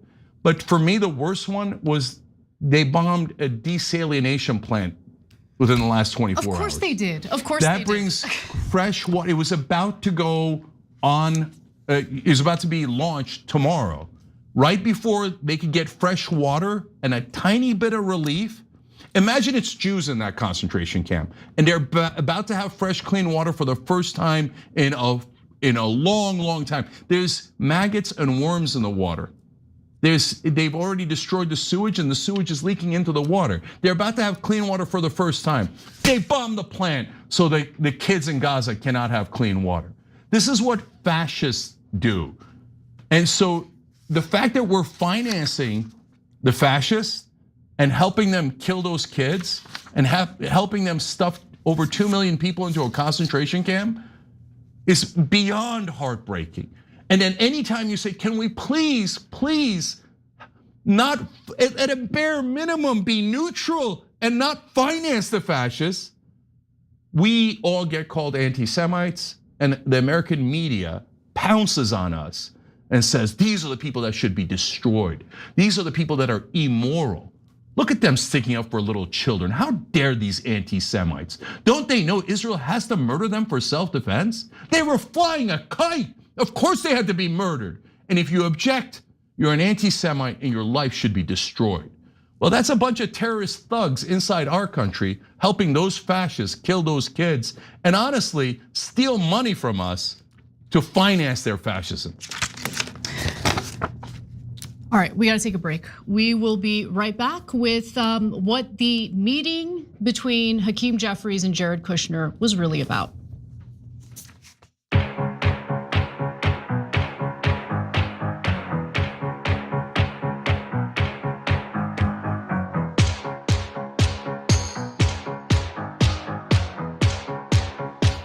All right, let's go to YouTube members. RC7801 says American politics is WWE, General Hospital, and All in the Family rolled into one. Yep, Irish Tal says, why is the entire world worried about a group of only 15 million strong? I'm so sick of hearing about them. We've had 800 years of genocide and oppression, meaning the Irish, and don't act like them. 32 million Americans claim to have Irish heritage, yet they did nothing when Israel unveiled unalived 48 Irish peacekeepers in Lebanon over the years. So brother, it doesn't matter how many people you have, it matters how much money you have. So if Irish Americans got together and did a lobby, they could control all of America on behalf of Ireland. It would be actually really, really easy. But they haven't organized, they haven't done that, so Ireland is not in charge. Israel is in charge. Because they did organize and they did use their money to purchase our politicians. Again, people that are the disgustingly corrupt people inside DC can cry about that and call us names. That is a stone cold empirical fact. They organized and they bought almost all of our politicians. That is why Israel controls America. So now I say Israel, don't get into 15 million people. That's Jewish people, that's different. This is a nationalist project that's toxic. Snow Wolf VOOV says blasting Dolly Parton 4.5-hour playlist because she may rest happily and peacefully. Also, Anna fired up in red with hoop earrings. Slay Queenie. Also, OMG, Cenk is slimming down. I see you, fire emoji. There you go. That's the tweet of the day. Woman AF says, it's not even a tweet. We win by strengthening our people, one by one, family by family, farm by farm, community by community. Here, love it.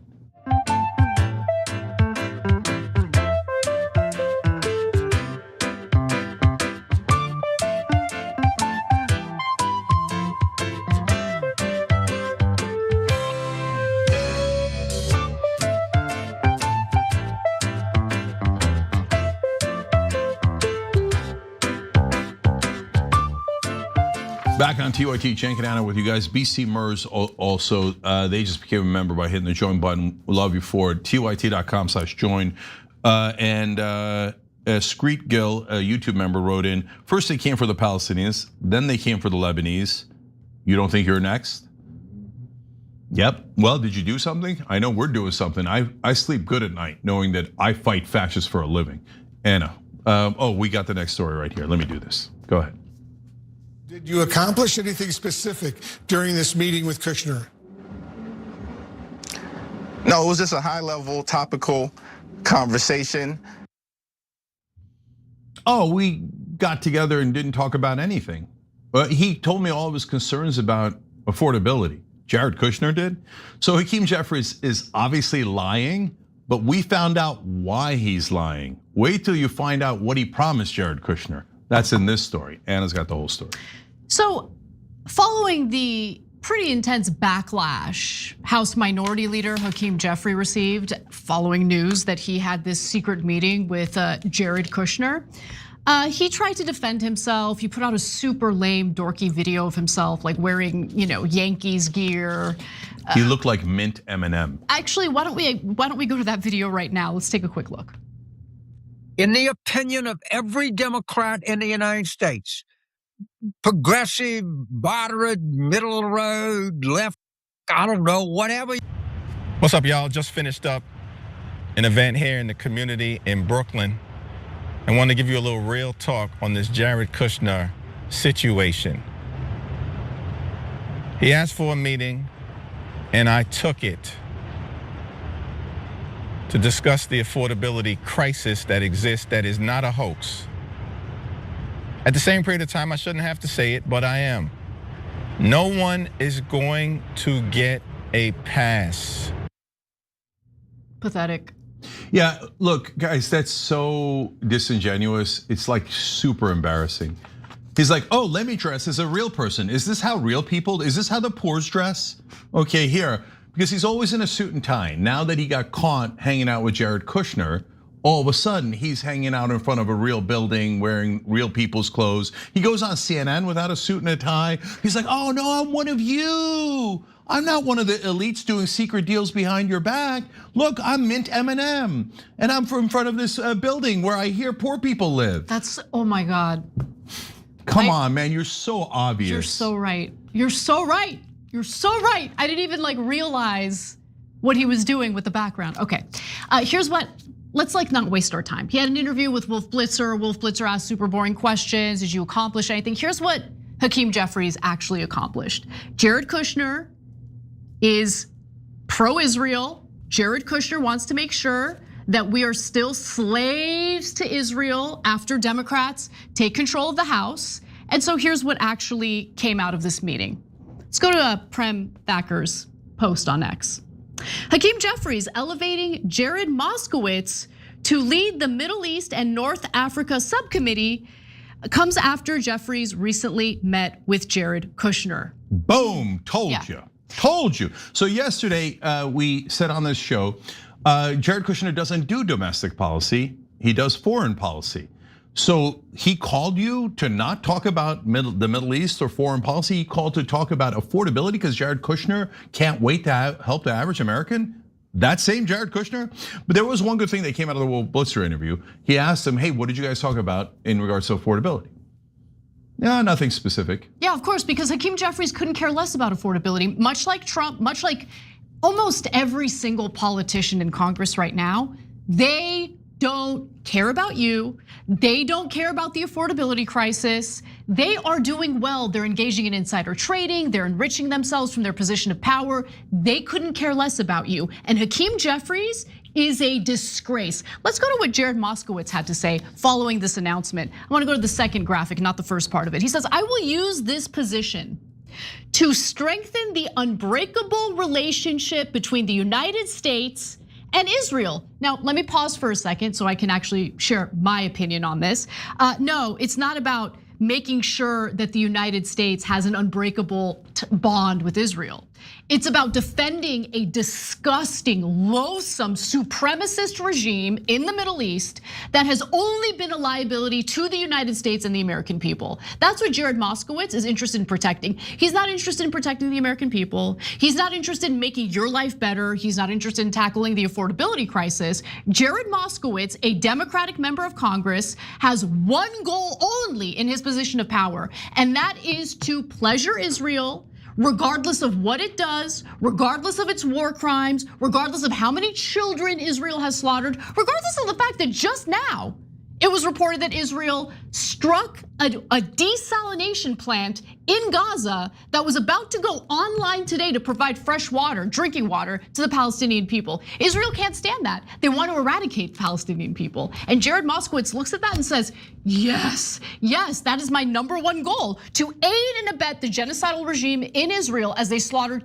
Palestinian children in Gaza and the West Bank. And then Christians and Muslims in Lebanon as well. Yeah. So yesterday we told you that very likely they met on the issue that Jared Kushner cares about, and works on, Israel. And again, we've told you during that story that Benjamin Netanyahu, when he comes to America for decades, stayed at the Kushner house and literally slept in Jared Kushner's bedroom. So that's how close they are. And he just talked to Netanyahu for 4 hours just the other week. So now he comes and asks for a secret meeting. If you're talking about affordability, why not do it in front of the cameras? That would actually be kind of nice, right? Oh, look, a Republican leader and a Democratic leader, kind of, talking about how they're gonna help the country's problems, right? No, you meet in secret and go, trust us, it's about affordability. And then when you ask him, well, what was Jared's suggestions on affordability? He's like, because of course they didn't talk about affordability, they talked about Israel. And we were right. So right after the meeting, Apak Shakur, that's Charlemagne the God's nickname for Hakeem Jeffries, perfect nickname. Hakeem Jeffries then goes out and goes, oh, look at this.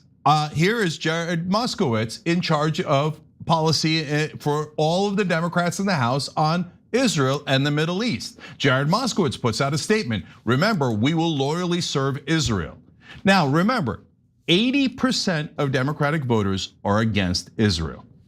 80%. Who cares? And Hakeem Jeffries goes, yeah, but I like Jared Kushner more. I like AIPAC more, and so does Moskowitz. Yeah, the money. So we're gonna work with the Republicans, core evil Jared Kushner, and we're gonna work with the fascists in Israel, and we're gonna put Israel's biggest advocate in the Democratic Party in charge of Israel and Middle East policy for the House.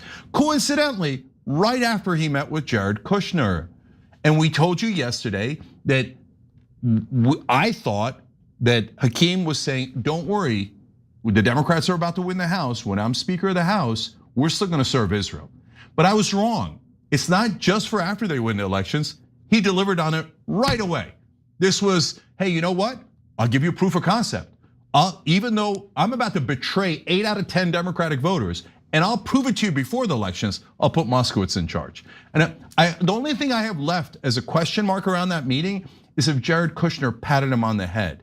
Good boy, good servant, okay? And if you're offended by that, kiss my ass. I'm offended by the fact that Hakeem Jeffries just betrayed 80% of Democratic voters, let alone this country. Affordability, what a joke you are. By the way, as things stand now, every Democrat in Congress is backing Hakeem Jeffries.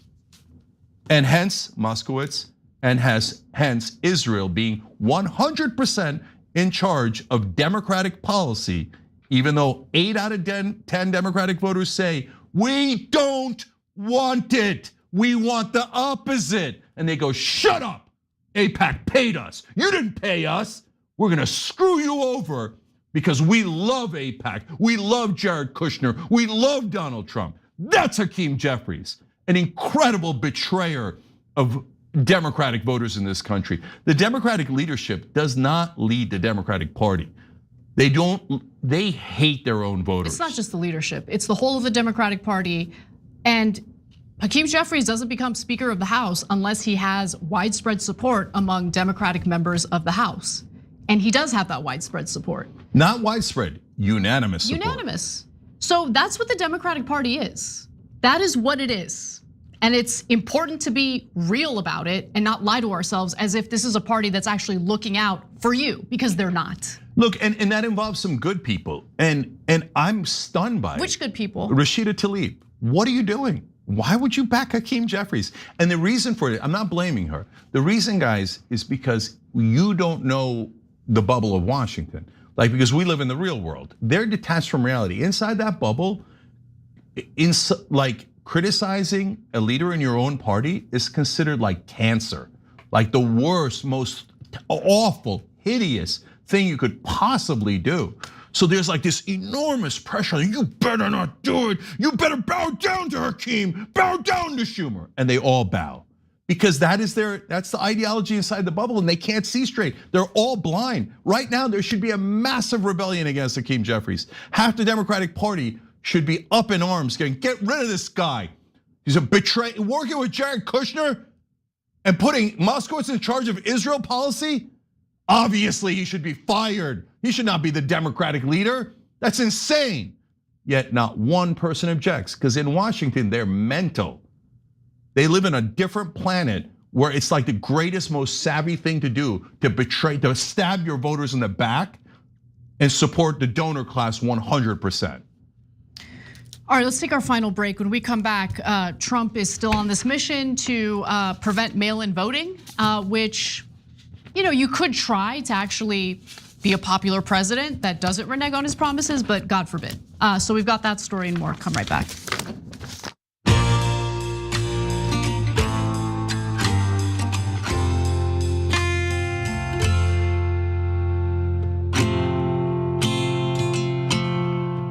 All right, let's go to YouTube members one more time. AG makes a good point. Kushner is Jeffries' AIPAC handler. Everybody in Congress, almost everyone has an AIPAC handler. And so there are a lot of theories about who Kushner is. And is he the new somebody? He's about to buy an island. I don't know if he's gonna take people on his private express there. But yeah, he is a lot of people's handlers apparently. Happy to be proven wrong, but they all are saying, yeah, we'll do anything for Israel. It's unbelievable. Socialism is the answer, says Jake Tapper is gonna write a book about it. How the Israeli lobby took over the US. Nobody could have seen it coming. Nobody knew about it. I mean, what are we, reporters? Oh, AIPAC, do they have influence? Jake's like, I don't know. No, they don't. They don't have influence. You effing liar, disgusting liar. You want to go on TV and lie again? AIPAC doesn't control the people they give money to that all vote with them 100% of the time? Come on, get the hell out of here, man. You're pathetic. We can see you. Oh, Israel, right? But America dead last. All right. Konstantin Kabir says, Jank, you're being sarcastic. Your bias is so obvious. I guess TYT is the place to watch if you want the coverage tainted with truth and decency. Mainstream media has no bias. They'll side with wherever the money is because they believe nothing. Yeah, they sound so lovely. 00083 says, being paid to lose and sabotage is a huge motivating factor with Democratic leadership and their corporate stooges, and we're seeing it in action, and we need to see it through this lens from now on. Absolutely, they're paid to lose by their donors.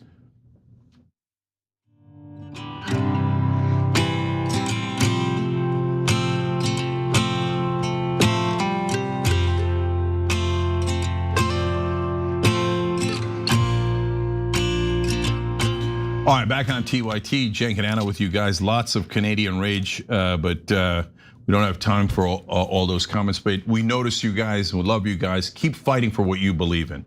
All right, now we've got our next story.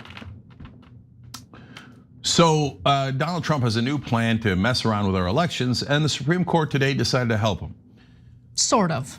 Sort of, but I'm gonna tell you why it's could be very, very damaging. But let's give you the whole story first. So the Supreme Court did in fact provide President Trump with a partial victory in a decision that they made in regard to his executive order on mail-in ballots.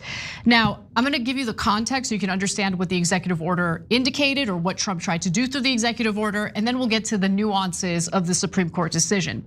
So back in March, Trump had signed an executive order that would essentially use the post office to determine who is eligible to vote by mail and who will be receiving a ballot in the mail.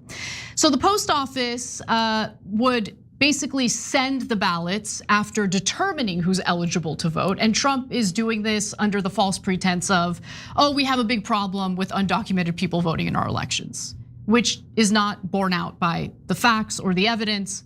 I think this is really about the fact that Trump knows how unpopular he is, and making it more difficult for people to vote translates to potentially less of a slaughtering of the Republican Party in the midterms, okay? So that's what I think is happening here. But to be specific, Trump's order directs federal agencies to create state citizenship lists of eligible voters. Those would be sent to state election officials and to the Postal Service, which could refuse to mail ballots for anyone whose name was not listed. So in response to this executive order, 23 states, led by California, decide to file a lawsuit. District of Columbia was also one of the leaders in this lawsuit. And they wanted to challenge the government's implementation of this order in federal court. So they go to federal court in Massachusetts, and they argued that the executive order conflicts with provisions in the Constitution that give states the power to determine voter eligibility and to set the times, places, and manner of holding congressional elections. Okay, so the federal judge in Boston decided to bar the government from applying the executive order's provisions in the midterms because it would create a direct and immediate dilemma, okay? But yesterday, the Supreme Court paused the injunction. Now, it doesn't mean that they have ruled in favor of Trump's executive order, but what they have ruled is that the states who are complaining, the states who have filed this suit, do not have standing because this hasn't been implemented yet. And since it hasn't been implemented yet, they can't argue that they have been harmed as a result of this executive order or that their constitutional rights were violated as a result of this executive order. So in its 10-page unsigned opinion, the majority said that it was too soon for courts to consider the state's challenge because the order has not yet been carried out, which means that the states have not suffered the kind of injury that allows their suit to move forward. However, the 3 liberal justices dissented in this decision. So in the 23-page opinion, Justice Ketanji Brown Jackson accused the majority of taking its eye off the ball and thus missing the government's actual objective to secure our imprimatur for its effort to foment chaos ahead of the November elections. So look, it is important to note, according to the Associated Press, the court's majority did not decide the legality of Trump's executive order. They simply said that the states that filed suit do not have standing yet. In fact, the justices warned that the decision was preliminary and should not be construed as a final determination on the legality of the order. And it also remains unclear whether the administration can implement the restrictions in time for mail ballots during the midterm elections. The Supreme Court is lying. I can explain. Okay, go ahead. Yeah, so when I first read, they didn't rule on the legality of Trump's order itself. I had the same reaction, which is, oh, that's a little bit of relief, right? So maybe it's gonna be okay. States run elections, that's our system, period. The federal government doesn't have anything to do with how you vote in Minnesota or Alabama. And do you want, if you're a Republican, do you want Biden's administration running the elections in Alabama? No, there's a reason why states run the elections, okay? So that's our system, period. Now, what Trump's executive order is, this is comically illegal. He says, no, since the post office is the federal government, I'm going to order the post office to simply not deliver the ballots of any person who is not on a list we're going to create. Now, they create a list that's only Republicans, hand it over to the post office, and of course it wouldn't be that comically outrageous. With Trump, you never know, but he could be missing a whole bunch of Democratic voters, 10%, 20%, well enough to make a difference in every election. And there's 1,000 easy ways to do it. Oh, they all had the same name, right? And they pick, and we've covered literally this tactic before. It's been done many times at the state level. They pick out stereotypically Latino names or Asian names, and they go, oh, same names. White names are left alone, but the other names are targeted and taken off the list. Oh, it must be fraud if there's 2 Juan Rodriguez's. No, there's hundreds of Juan Rodriguez's, for example, in LA, right? And so they take them all off. Another thing they do is, oh, we think that those voters are dead, so we're taking them off the rolls. Now, if you do this in enough time, it can be caught and redressed before the elections by the courts. But now, since the courts said we're not going to look at it until after the elections, Trump can create chaos by giving the list to the post office, and the post office run by Trump says, oh, we'll do whatever Trump says. And then they never send the ballots to a huge percentage of Democrats, thereby completely destroying the integrity of the elections and ironically doing voter fraud on a mass scale. So then afterwards, the Supreme Court goes, oh, is it too late now? Well, the elections happened, there's nothing we could do about it. And golly gee, don't do that the next time, but I guess the Republicans are back in charge. You see, the Supreme Court, if you don't know that, that's normal because you didn't study law.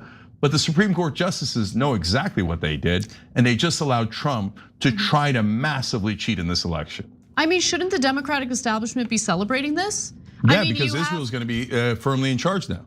I mean, think about it. You have, I don't even know how many Democratic members of Congress right now doing whatever they can to destroy Abdul al-Sayed's chances of winning that Senate seat in Michigan, thus helping Mike Rogers win the Senate seat, the Republican. So like Democrats, you could rest easy. Just sit back, relax. Just let Trump do what he does. And they probably will. What are you guys worried about? They probably will. That's probably exactly what they'll do. And they'll say, oh, there was nothing we could do. I was gonna say there's one potential hope here, which is Donald Trump's incompetence. Can he get a list to the post office in enough time? There's only about 70 days left before the election in order for this plan to work. But then as you were talking, I realized, oh, what am I thinking? Here's what's definitely gonna happen. They're gonna make a list in Michigan because Trump isn't gonna make the list. AIPAC's gonna make the list. But how do they have information about voters in the state? Oh, that's easy. Yeah, there's voter rolls, super easy. So they could just access those voter rolls, yeah, strike out all the Democrats and say Democratic by the way, they could say, oh, look at this. We think all these Muslim names happen to be, problematic. Then get your asses up and go to the polls. Okay, they want to prevent you from voting. Their cards are on the table. They're showing you exactly what they intend to do. So get your asses up and go vote. And by the way, these days, what's hilarious is they might start discriminating against white names because they're like, oh, they're anti-Israel. Let's take out all these Christian voters who are anti-Israel. And so make this backfire. Make this backfire. If you're a Democratic voter and you know that they're doing this to prevent you from voting, if you happen to be a Democrat who didn't even care and you weren't planning on voting, get your ass up and vote. Yeah, and what that means, guys, is look, if you wanted to vote by mail, but they never got you your ballot, go to vote on election day. Right? Yeah. You could still go to the voting booths and do that. And so, yeah, and they'll do a bunch of tricks there. But if you get discouraged by their tricks, you're only helping them. Do not help them. Fight forward, fight past it. And look, the civil rights heroes got murdered by the Klan, survived a cavalry charge. Our founding fathers, a lot of them died on the battlefield, right? The least you could do is go and vote to protect our democracy.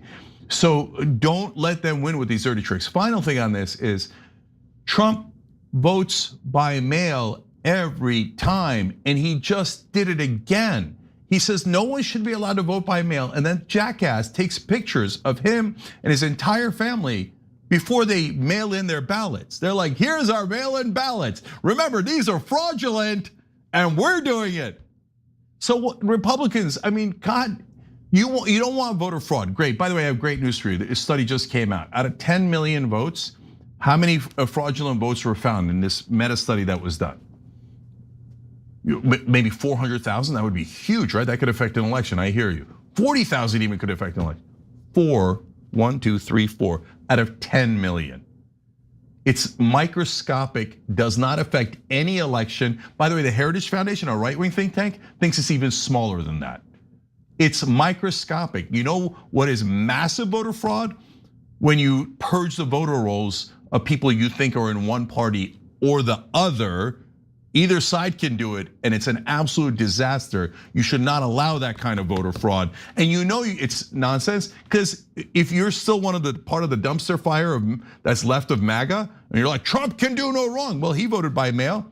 So if he can do no wrong, obviously voting by mail is fine. You know, like the Trump administration could have not engaged in the Epstein file cover-up. Trump could have, avoided starting a war with Iran on Israel's behalf. He could have at least maybe carried out some of his campaign promises, but no, God forbid. He screwed over his own voters, his own base. And to provide cover for himself, he's engaging in these little games under this false claim that there's widespread voter fraud. It's amazing to me. The whole thing is amazing to me. But anyway, we'll see what happens. But if you're a Democratic voter who still believes in this uniparty system where Democrats are gonna be real fighters for you, please just show up to the polls and vote in person. The Supreme Court is so corrupt. The whole country is corrupt, guys. The system isn't working, okay? It isn't working on our behalf, let's just put it that way. And we can't go on with this corruption. We can't go on knowing that moneyed interests and foreign governments can just buy our politicians like prostitutes. This system is not working, and that needs to fundamentally change. Unless that changes, in my opinion, these elections are a joke. Okay, they're a joke. Because what we see time and time again is the new candidates get elected, they have all these big promises, and then eventually they acquiesce. And I'm sick of it. The reason why they acquiesce is because there's a lot of money pressuring them to acquiesce. 2028 is everything, everything. If we lose in 2028, wrap it up. Palantir is gonna have 4 years to institute a surveillance state, flock cameras everywhere, data centers everywhere. Our economy's gonna be in tatters. They're gonna get us to fight each other and rip each other apart. It's like the oldest tricks in the book, right? Oh, hate people based on their race, whether it's white or black or Latino, it doesn't matter. Oh, Democrats and Republicans, all these fake fights, and then they're gonna turn us into a government that is not a democracy in any way, shape, or form. And so there's nothing after 2028. Either we win and we fix this country, or it's hopeless and it's gone. And I'm telling you that as a guy who's obsessed with hope, right? But we cannot survive another 4 years, especially with someone who is not a moron. If another bad guy comes in, which is almost everyone else in politics, right? And they have 4 years to brutalize this country on behalf of foreign governments and corporations and Silicon Valley, well then we're not gonna recover. So you gotta give me everything you got in 2028. And by the way, in 2026, because if Abdullah el-Sayed loses, they're all gonna say, oh no, you can't pick a populist, you can't pick a progressive, you can't pick anyone on the left. You have to pick a total ass kisser of the establishment and of the donor class. It has to be Buttigieg, it has to be, it has to be, it has to be. That's what they're gonna say 24/7 to try to trick every older Democratic voter, although luckily they're these days a lot of them have gone rogue, which is awesome. But if Abdul wins, we're gonna say, what happened now? You said, oh, pick the establishment guy, pick the establishment guy. And what did they do? They lost and lost and lost. We picked Abdul and he won. It makes a giant difference. It's also true of Troy Jackson in Maine. It's also true I mean, look, if Angie Nixon wins in Florida, they got no case, none, zero, because everybody's saying there's no chance that Angie Nixon can win, and especially because it's Florida and Florida loves Israel, not remotely true, but they just keep doing that propaganda over and over again. She has almost no resources. The Republican has all the resources. All the media hates her. All the media loves the Republican in the race, right? If Angie Nixon wins, they're in a world of trouble. Then they got nothing left. They could just keep lying like idiots and fools, but it's not gonna work. So these elections that are coming up in 70 days, monumentally important. And then 2028 is the whole enchilada. For as long, honestly, for my lifetime, that's gonna be it. So let's see what happens. All right, we're getting close to out of time, so we're gonna do Operation Joy next. We do something completely opposite, where we try to bring a little happiness into the world. And I have 3 things I want to share with you guys today. So, including Jenks equation. What is that? You're gonna find out. Okay, that's gonna be fun. That's gonna come up in a minute for everyone. So stay right here. Now let me read a couple of super chats before we go. James Kelly wrote, and I wonder how one-sided any treaty/agreements will be when Donnie is finally out. I honestly feel like we're gonna get screwed trying to repair all of this, meaning the trade deals. Also, all Israel wants is to be a superpower, especially if it means our sacrifice. As somebody pointed out yesterday, it sounds like Lord Farquaad from Shrek. Well, they are superior to everyone else on the planet, so why wouldn't they use this as their cattle? The Israelis. Matthew Smith with a depressing point to end. Remember, Trump used the past tariffs to give more money to corporations. The same is true here. If they get rid of these tariffs against Canada, they'll probably just give it as a gift to the corporations who gave them money.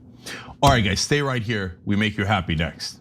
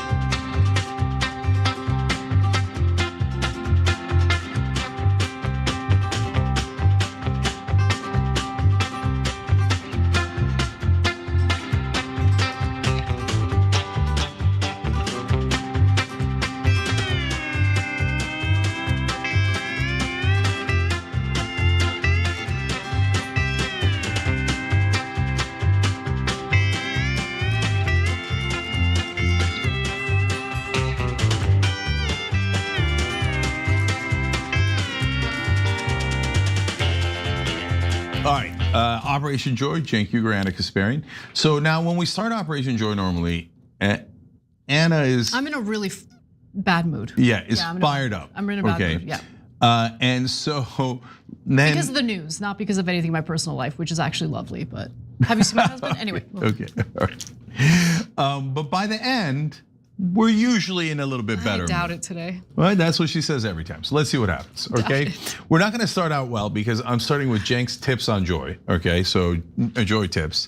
So she's usually skeptical about these, and she'll definitely be skeptical about the first one, I think. So let's go to that one. That one's the hardest one. The others are easy. You know what'll give me joy, Cenk? Yeah. You know what'll give me joy? To see my fellow Americans freaking thriving in our country. That's what would give me joy. What would give me joy is to never see someone dying on our streets again. What would give me joy is for us to be known as the peace-loving country.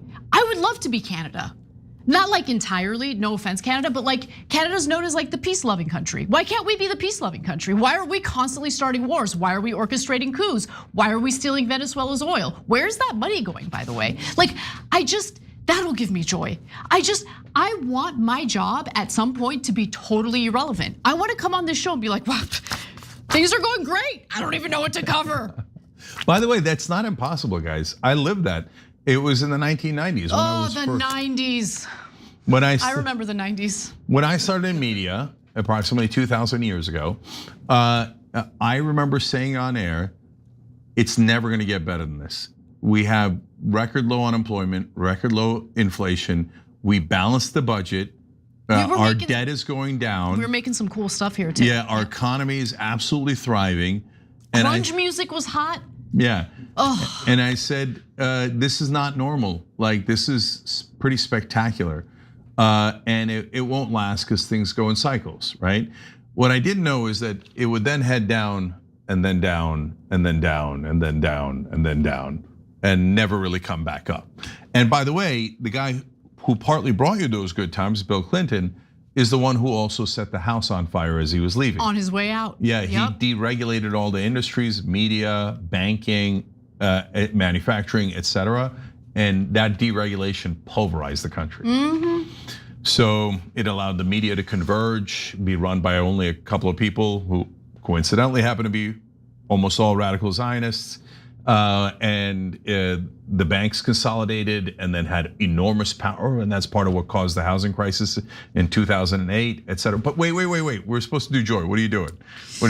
Okay, so but it is possible to get back to good times. It's not a myth. It actually did exist in this country. Okay, so I'm actually gonna start with graphic 12 because the last was the most challenging one. I'm gonna save that one. Oh boy. Okay, so that's Cenk's equation. We'll get to that. Oh boy. All right, so look, here's a couple things that I want you to think about. I say this from time to time, but I decided to write it down in a graphic. What is lived cannot be unlived. Okay, so if you had a great moment, right? Like you went to dinner with your family, you had a really fun time, everybody laughed, you had great food, and you spent a wonderful night together, right? As an example. That memory lives forever. No one can take that away from you. You already lived it. Nobody can go back and erase time and say, no, I'm gonna deprive you of that happiness. Once you've lived something, you can't unlive it. Now that's also true of pain in a lot of ways, but you can make decisions on what you focus on. But if you think, wait, that might be true about pain, it is also definitely true about happiness. So the more time you spend being happy, the more you've lived a life filled with that happiness that no one can take away from you. So that leads to the second point there you saw on the graphic. No one can take away your happy moments because you've already lived them. You've already lived them. Nobody can take that from you. And then you saw in the last line, they exist forever and cannot be taken from you. You put them in your treasure chest and you have them. So look, I tell you that because I ask you every once in a while, please, for God's sake, for your own sake, go create at a bare minimum pockets of happiness. We're not talking about walking around 24 hours a day, grinning inorganically, unnaturally, trying to go, oh my God, I'm having trouble with the rent. That is so great. No, don't do that. You got to deal with the rent and the mortgage. But can you take out 5 minutes in a day to make sure that you're thinking about just positive things or focusing on how much you love your kids, or in my case, sometimes how much I love food, right, etc. Can you do that for 1 minute a day? Can you turn it into 5 minutes? If you're a master, can you turn it into 1 hour? Because every moment of joy that you bank, let's say you spend an hour being happy, you bank that list lasts forever. Nobody can take that out of your bank account of happiness. So like, we all live hard lives. Life is a roller coaster, ups and downs, etc. And so I'm not being unrealistic about it. I know how hard it is. I live it every day, right? And we're besieged here. Believe me, there's a lot of things that do not bring me joy, especially these days. And you can tell from my reaction on air, right?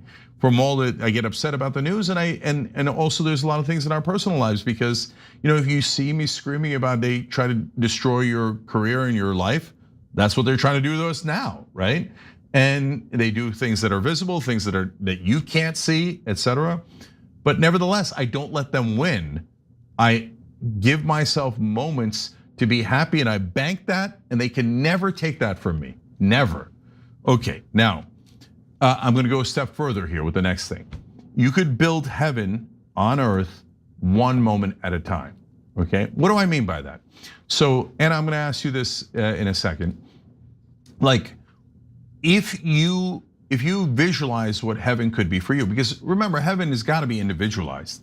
So if it turns out heaven is a bunch of little weird babies with wings playing harp, I'm going to be bored to tears. It's going to be torture for me.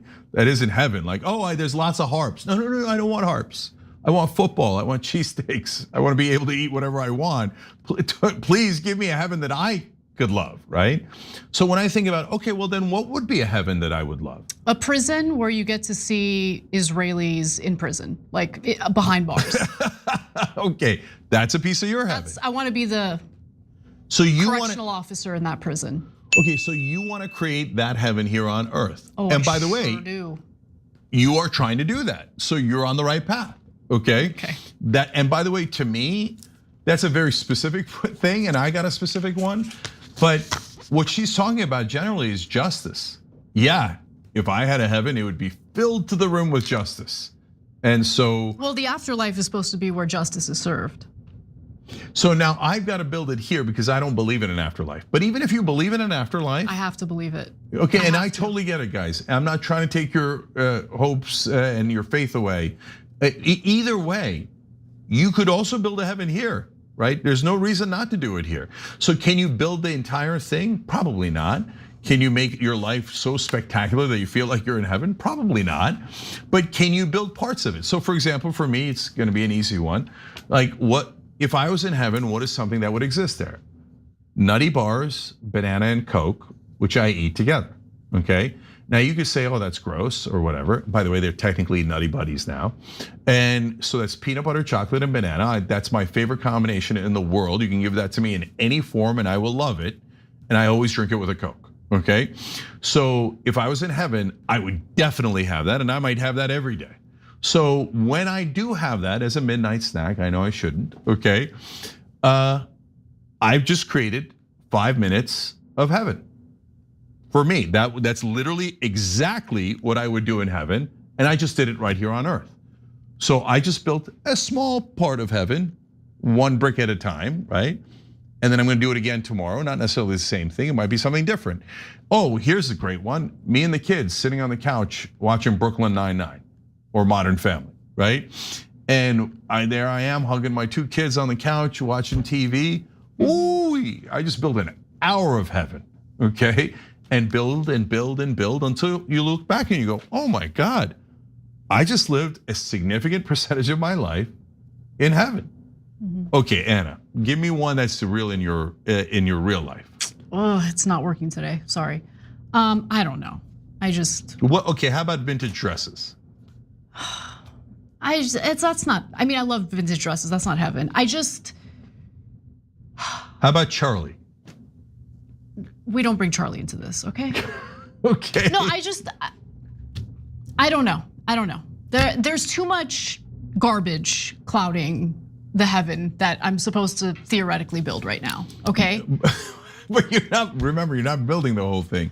You're defying all the bad guys in the world by not letting them take your joy away. And it's not that they've taken my joy away. Like, I'm just not I'm not really a joyful person. Like, it's just not who I've been ever since I was born. Like, honestly, I'm not like one of these people who's like, I'm so happy and so joyful. Well, that's why you need this more, not less. No, I get it. It's not that I'm in a bad mood or anything all the time.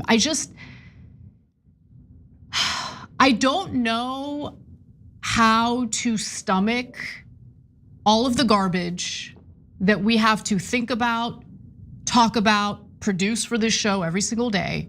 And then like think about, oh, I like to garden, you know, like my heaven is my garden. Like who gives a crap, okay? Like we need to see these people in prison, like now, like yesterday. I love how you fight for justice. Prison. But by the way, ironically, that's part of my heaven, is you fighting for justice with the passion and the zeal and the fervor that you have. Because it's like, and look, I love what you're doing, and usually Operation Joy works for me, so I do want to give you credit for that. But like on a day like today, it's so hard to think about my personal happiness and joy when we just did a story about the one and only desalination plant in Gaza that they had just started to rebuild and it was gonna go online today. Israelis bomb it. You know what I mean? And I get that we're supposed to compartmentalize things because we'll drive ourselves crazy. Yep. I'm having a hard time today. I'm just having a hard time today. And by the way, okay, so I'm glad you said that, Anna, because guys, you can't, some days you're gonna go, I don't want my stupid 5 minutes of joy, okay, Jank? Like I'm really pissed and I want to be pissed, and I'm going to use that. We hope for good, where we're going to fight back and we're going to try to win. But even if it isn't for good, I just want to be pissed. Our government is full to the brim with literal monsters. Okay, I mean, wall to wall, Democrat scum. Sorry, I know this is Operation Joy. Let me just get this out. Democrat scum. Fighting harder against a freaking Twitch streamer, but they can't spare a word for all those kids being slaughtered in Gaza or the West Bank or Lebanon, because God forbid you ever offend the precious feelings of the loathsome genocidal Israelis. Okay, I'm done. That was my joy. I feel great. But you did remind me of something I'm going to post after the show, so I might as well tell you guys here. Isn't it amazing that mainstream media has now asked all of these Democratic candidates now hundreds of times whether they're going to disavow Hassan, but they've never asked Democrats or Republicans if they're going to disavow Netanyahu. Yeah, because they're scum too. Because Netanyahu is a war criminal that murdered 23,000 kids. But they think, oh, that's perfectly lovely and beautiful and should be protected. But Hassan said something we don't like. You see how it's a dirty trick? Meant to deceive you? I know, I'm sorry. I'm sorry for bringing this up. Okay, yeah. Joy, let me think about it. I do love to garden. I don't have a garden, but we do have some common areas in the building I live in. And so I started planting flowers. And you know, I'll spend some time out there with Charlie planting flowers. I'm starting to see roses bloom. That makes me happy. After work these days, I've been pumping iron. Yeah, there you go. Okay. That's been joyful for me, / a release, because I need it, obviously. I knew that you turned against gun control, but I didn't know you were going to take it this far. You know what though? I feel like they should be bigger at this point. No, they're huge for your size. Are you crazy? Thank you. Yeah, I don't. In fact, no, Anna. In fact, I don't think they should be any larger. Like I think that, yeah, if you made it larger, it would be problematic, in my opinion. No, but in all seriousness, I'm not even doing it for my appearance. I'm doing it because it's a good release. Like working out is such a good release for all of the poison, you know? Yeah. That we all take on every day. Anna, you've got to stop working out. All right, so this is apparently not the time for Jenk's equation. I might save it for old school. That's later tonight. Do it. Hold on. Let's do some fun comments first, okay? And you missed it when you were gone. Somebody set up bird feeders, and then and then they got video cameras and stuff. And she said, "Oh my God, it's giving me so much joy. Like when the birds come, I see it on the app, and all this different stuff. And they did it because of you." Really? Oh my God, that does make me happy. I love it when they start like fighting each other for the seeds. Those doves, those morning doves, super vicious. Yeah, they mentioned. I'm sorry, it's so many of the names and stories blend together, but they mentioned one of the birds is kind of attacks the other birds, right? But they still are like a pleasant-looking bird, so it was still fun or something. Yeah. Okay. All right. So let me read some of your comments from tyt.com/joy. These are usually always do the trick. Zelda Symphony says, I had a few bits of joy. I was offered a promotion, and we'll find out soon. After a deadly blood clot experience before my Carnegie Hall concert, I have finished my blood thinner medication. Yay to not being dead. Oh my gosh. There you go, Zelda Symphony. I mean, how's that for finding joy in a dark moment? I'm super proud of you. Then they continue. TYT fam, random members assisted in restoring my World of Warcraft's account after the music drama that was pulled. Apparently some members made some kind of donations and didn't want my dreams to be crushed. Odd note, the concert is apparently having issues and the shows have been canceled or postponed with no new dates. I'm about to have a great weekend, starting with eating my first magic gummy called Pineapple Express. Enjoy. Which I couldn't have due to my blood thinners. I already ate it, so I don't know if I'm typing in human. That's hilarious. I'm about to have a great game of World of Warcraft, listening to TYT, probably watching movies and eating some dank Chinese food. Oh my God. No clue what dank means. The only thing that's missing from this night is Taco Bell. Oh my God, I want to hang out with you so bad. Zelda Symphony, you're singing our tune. Okay, so that sounds amazing. By the way, I don't know what dank is either. Dank, it's positive. If something's dank, like you want. It doesn't sound positive. Dank doesn't sound like a good word. It doesn't, but it is a good word. Like you want your marijuana to be dank. Okay. You don't want undank marijuana. All right, we're against the right? undanked. Yeah, dank is good. Okay, as usual, we turn to our thesaurus, Edwin. Edwin, dank is good, right? Dank is good. Yeah, dank is good. Okay. Come on, do Jake's equation. No, wait. Let me do more of these. Hannafect says, never commented on here before, but I just want to say I love it here. I've been watching for a few years, and honestly, this community is the best. TYT brings me joy every single day. I was having a really tough week, and I came home to my APAC Tears mug, reminded me my vote for Abdul brought me a lot of freaking joy. Thank you, Cenk, Anna, John, Dr. Richie, Yaz, Sharon, and many more for providing us with a voice. Aww. Hannah, that's a beautiful comment, and again, as usual, that brought me joy. Like the fact that we, made you a little bit happier. Oh, I love that. Look, one of the missions of TYT, which is strange for a news organization, but it's in our mission, is to bring positive change in the world. So that's why I try so hard with politics, because at some point we got to win and bring you actual positive change in terms of the laws and what our government does. But I also like bringing you positive change through, just making you more informed and if we're awesome at it, make you maybe a little bit happier in the world, right? And so now you're saying, yeah, you did that to some degree. And look, I felt amazing when Abdul won. I love that. That's exactly right. And when your APAC Tears mug arrived from shoptyt.com, shoptyt.com. Okay. I'm obsessed with dank now. Okay. And I knew what dank meant before, so it's not like I'm a dork who totally realizes for the first time. That's me, actually. That is you. Okay. Yes. But to be accurate. But to your credit, the original definition of dank was negative. Oh, see. But the potheads took it and made it their own. Okay. Oh, so they empowered the word? They empowered the word. Okay, so originally dank primarily meant unpleasantly damp, humid, or wet. Yeah, it sounds terrible. It does. Okay. However, in modern slang, it's used to describe high quality items or cool things. So in modern slang definitions, cannabis culture, originally used in slang to describe sticky, pungent, and very potent marijuana, which is good. General slang, expanded to mean cool, excellent, or high quality in a general sense. Dank memes, used in internet culture to describe memes that are exceptionally funny or edgy. Oh, okay. Is this show dank? I could be the young danks. No, don't do that. Don't do Dank that. Huger. Don't do that. Thank you very much.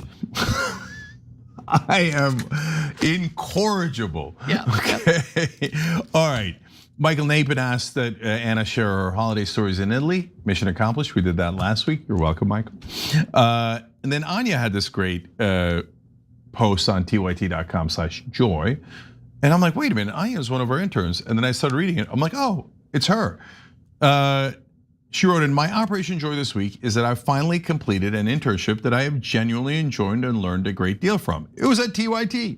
I finally felt like my work was contributing to a cause that is so very important for America to progress. And I'm so grateful to have had the opportunity.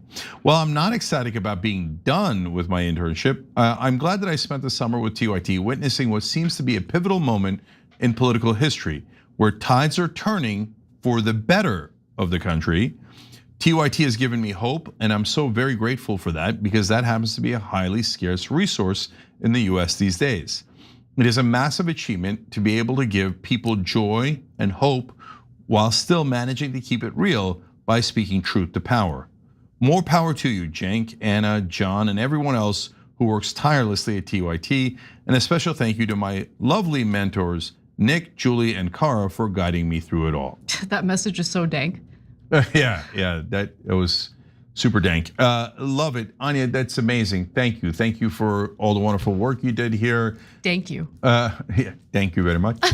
Oh no, that's become a thing now in my head. So that's gonna be, I'm gonna say that so often. Oh my God, man. How is he that good? I don't understand. Like, Bart is better at his job than anyone else in the country. He really is. He really is. Okay. And thank you for the shout out for Nick, Julie, and Kara, who were just wonderful. And I love that you guys had a productive and good experience here. Yep. Okay, so that was sweet. That was lovely. Yep. Oh, people are probably written in, but no, come on, do the equation. Okay, come all right, on, I'll man. do the equation. I'll do the equation. All right. Okay. So here's Cenk's equation. Existence is greater than non-existence times infinity. I'll explain all this. Bad experiences, even if they are more, not greater, but more than good experiences, times 100, still equal existence, which is still better, infinitely better than non-existence. Okay. Were you high when you put that equation together? No, you were sober? Even though that formula is dank, I was not high. Okay. Oh my God, man. Okay, so do you get any of it, or? I get that the point is it's better to exist even if you have a miserable existence. Okay. That's the point. So is it? So let's dive in. Okay. So yes, if you don't exist, especially if you're like me and you think that's it, this is the only life we have, non-existence is like, you wouldn't even know. Literally infinitely worse than existing, because nothing happens. You're not here anymore. You don't exist. You don't think, you're not here. It's gone, okay? When you're existing, there's ups and downs, right? But if you said to me, you don't exist anymore, poof, you're gone. Or I'm gonna put you in a situation that's super stressful. You gotta fight to try to save the country when everything is like disastrously wrong. You've got very little resources. You've got all this stuff, and injustice reigns supreme, or you don't exist. Oh my God, give me the injustice and let me fight. Let me struggle through it. Let me go suffer 1,000 blows, but at least put me in the game, coach. If I'm not in the game, if I'm not alive, I got nothing. That is infinitely worse. Now, the reality is, like, so I give an extreme example of, even if you've got something that's like so much worse experience than a positive, a much more negative experience than a positive experience, even in that extreme situation, it's better to be alive than not alive, okay? But that's not really how life works. Life has super good parts, mildly good parts, mildly bad parts, really bad parts, right? So in the good parts, oh my God, you're alive, that's amazing. Soak it in, enjoy it, appreciate it. You're gonna have trillions of years of not existing, okay? Soak in this tiny amount of life you have where you actually exist and you have consciousness and you know what's happening and you can actually direct your own life. You're in charge of your own life. That's amazing power that you have, right? And so in situations that are really bad, you ain't gonna have time for this. You're not gonna be thinking about this. Let's keep it real. I might, like, sometimes I'll be in extreme pain and I'll be like, well, it's better than not experiencing anything, and I'll soak it in. But I get that I'm crazy, right? Mm-hmm. But even in mildly bad situations, Oh, here, I'll give you an example. When I get sick, okay, now the good news for me is that I don't get like something that's debilitating. Like if you got a migraine headache, you're not gonna be able to get any joy out of that, okay? They're not gonna work. But if I'm sick and I'm bedridden, yeah, I feel bad and my body feels broken down and really tired and hot, cold, all that stuff that we all. But I think at least I'm alive and I'm in bed and I get to rest and I'm watching Netflix. Not true, I work through it. But still, maybe I watch an hour more Netflix than I normally would. It's at least infinitely better than not being alive. So that's Cenk's equation. Okay. Okay. You like being alive, that's good. Okay, let me ask you something because I have friends that might sympathize with your point of view, but I'm not sure what your point of view is. That's why I'm asking. I have friends maybe more extreme than you who go, oh my God, if I thought that there's no afterlife, non-existent sounds pretty good. I'd head over there right away. I think that there is an afterlife. Whether there is or isn't, I think I'm going to heaven. Okay. Okay. Because I know my heart, and so does God.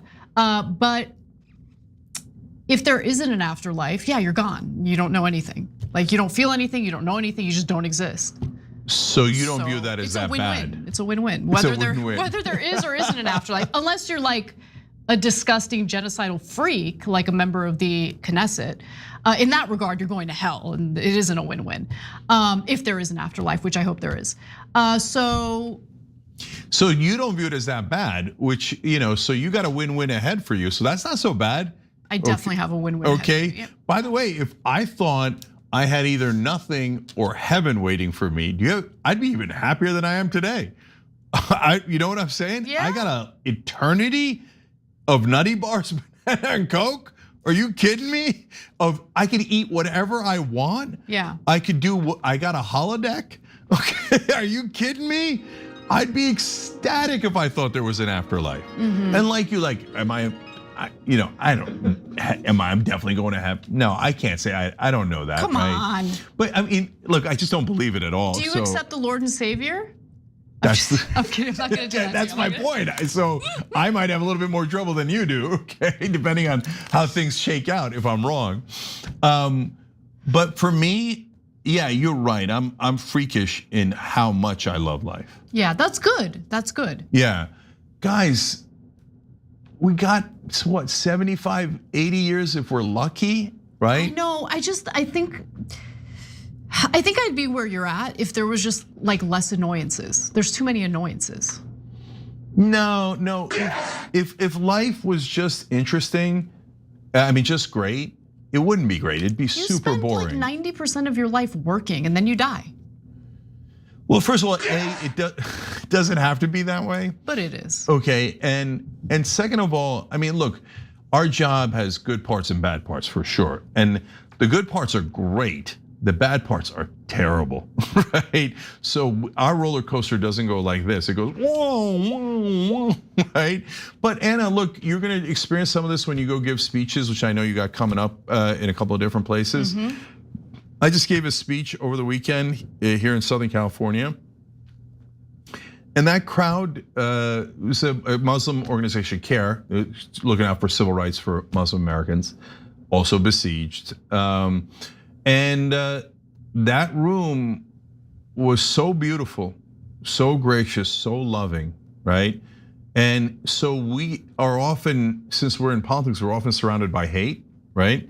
People who hate us, people who spread hate, people who lie 24/7, nothing but wall of lies, right? And so when you go into a room full of good people and they return your love, right? Oh, it feels amazing, amazing. So this one, we gotta go, but just grant me this one, indulgence. There's another speaker there who's Syrian American, and he said, Cenk, I've been here 40 years, and all 40 years I've been waiting for just one person to say our side of the story. And he said he lives in Atlanta, and he said, I've organized countless protests in Atlanta, every time in the same place, in front of the CNN building, with the with the hope that maybe one time they tell our side of the story, one time, right? Every single time they tell the Israeli side, thousands and thousands of times they've told the Israeli side and never once our side. Of course, yeah. And then you and Anna get on the air and start telling our side. And he said, I've been waiting my whole life for this. And he wanted me to thank you, and I'm thanking you now, okay? You don't have to thank me, I jump in it, okay? Yeah. But thank you for thanking me. And you're right, yeah, there are upsides. I'm not saying like everything's bad and everything's terrible. I'm just responding to your whole, it's better to exist than not to exist. Well, what does it mean to not exist? You know what I mean? So no, that's a perfectly great conversation, and I'll carry that on into old school, which we're gonna do tonight. Tonight's Brett and John. It's gonna be super fun. It's in less than an hour now, 9:30 p.m. Eastern. That's for our members. You could watch it live. So hit the join button below on YouTube or tyt.com/join for that, and we'll continue that conversation. And over there, but you're making a perfectly legitimate point. That's why I brought up my friends who'd be like, "Oh my God, non-existent sounds amazing." So I'm not begrudging you that. Yeah, but just for me, I love life so much. It sounds terrible. I'm so curious to hear what they have to say about it. So I'm looking forward to it. All right, there you go. And thank you to that brother who said that. We really appreciate it, and I think especially for you, Anna. Look, I'm at least from Turkey, the Middle East, was born Muslim. They look at you and they're like, why is this white blonde Christian woman riding to our rescue? Because I hate injustice and I see it so clearly when it comes to this issue. And what good am I if I'm not running my mouth about it? What good are we if we're not running our mouth about it? Okay, that's what we're trying to do. Hopefully it gives you a tiny bit of joy. We love you guys. Thank you for being part of this community. Sorry I didn't get to read some of your comments here today. Normally we try to read the comments as we go. Maybe I'll save them for old school. I might read a couple of them there. Love you guys. Bye-bye.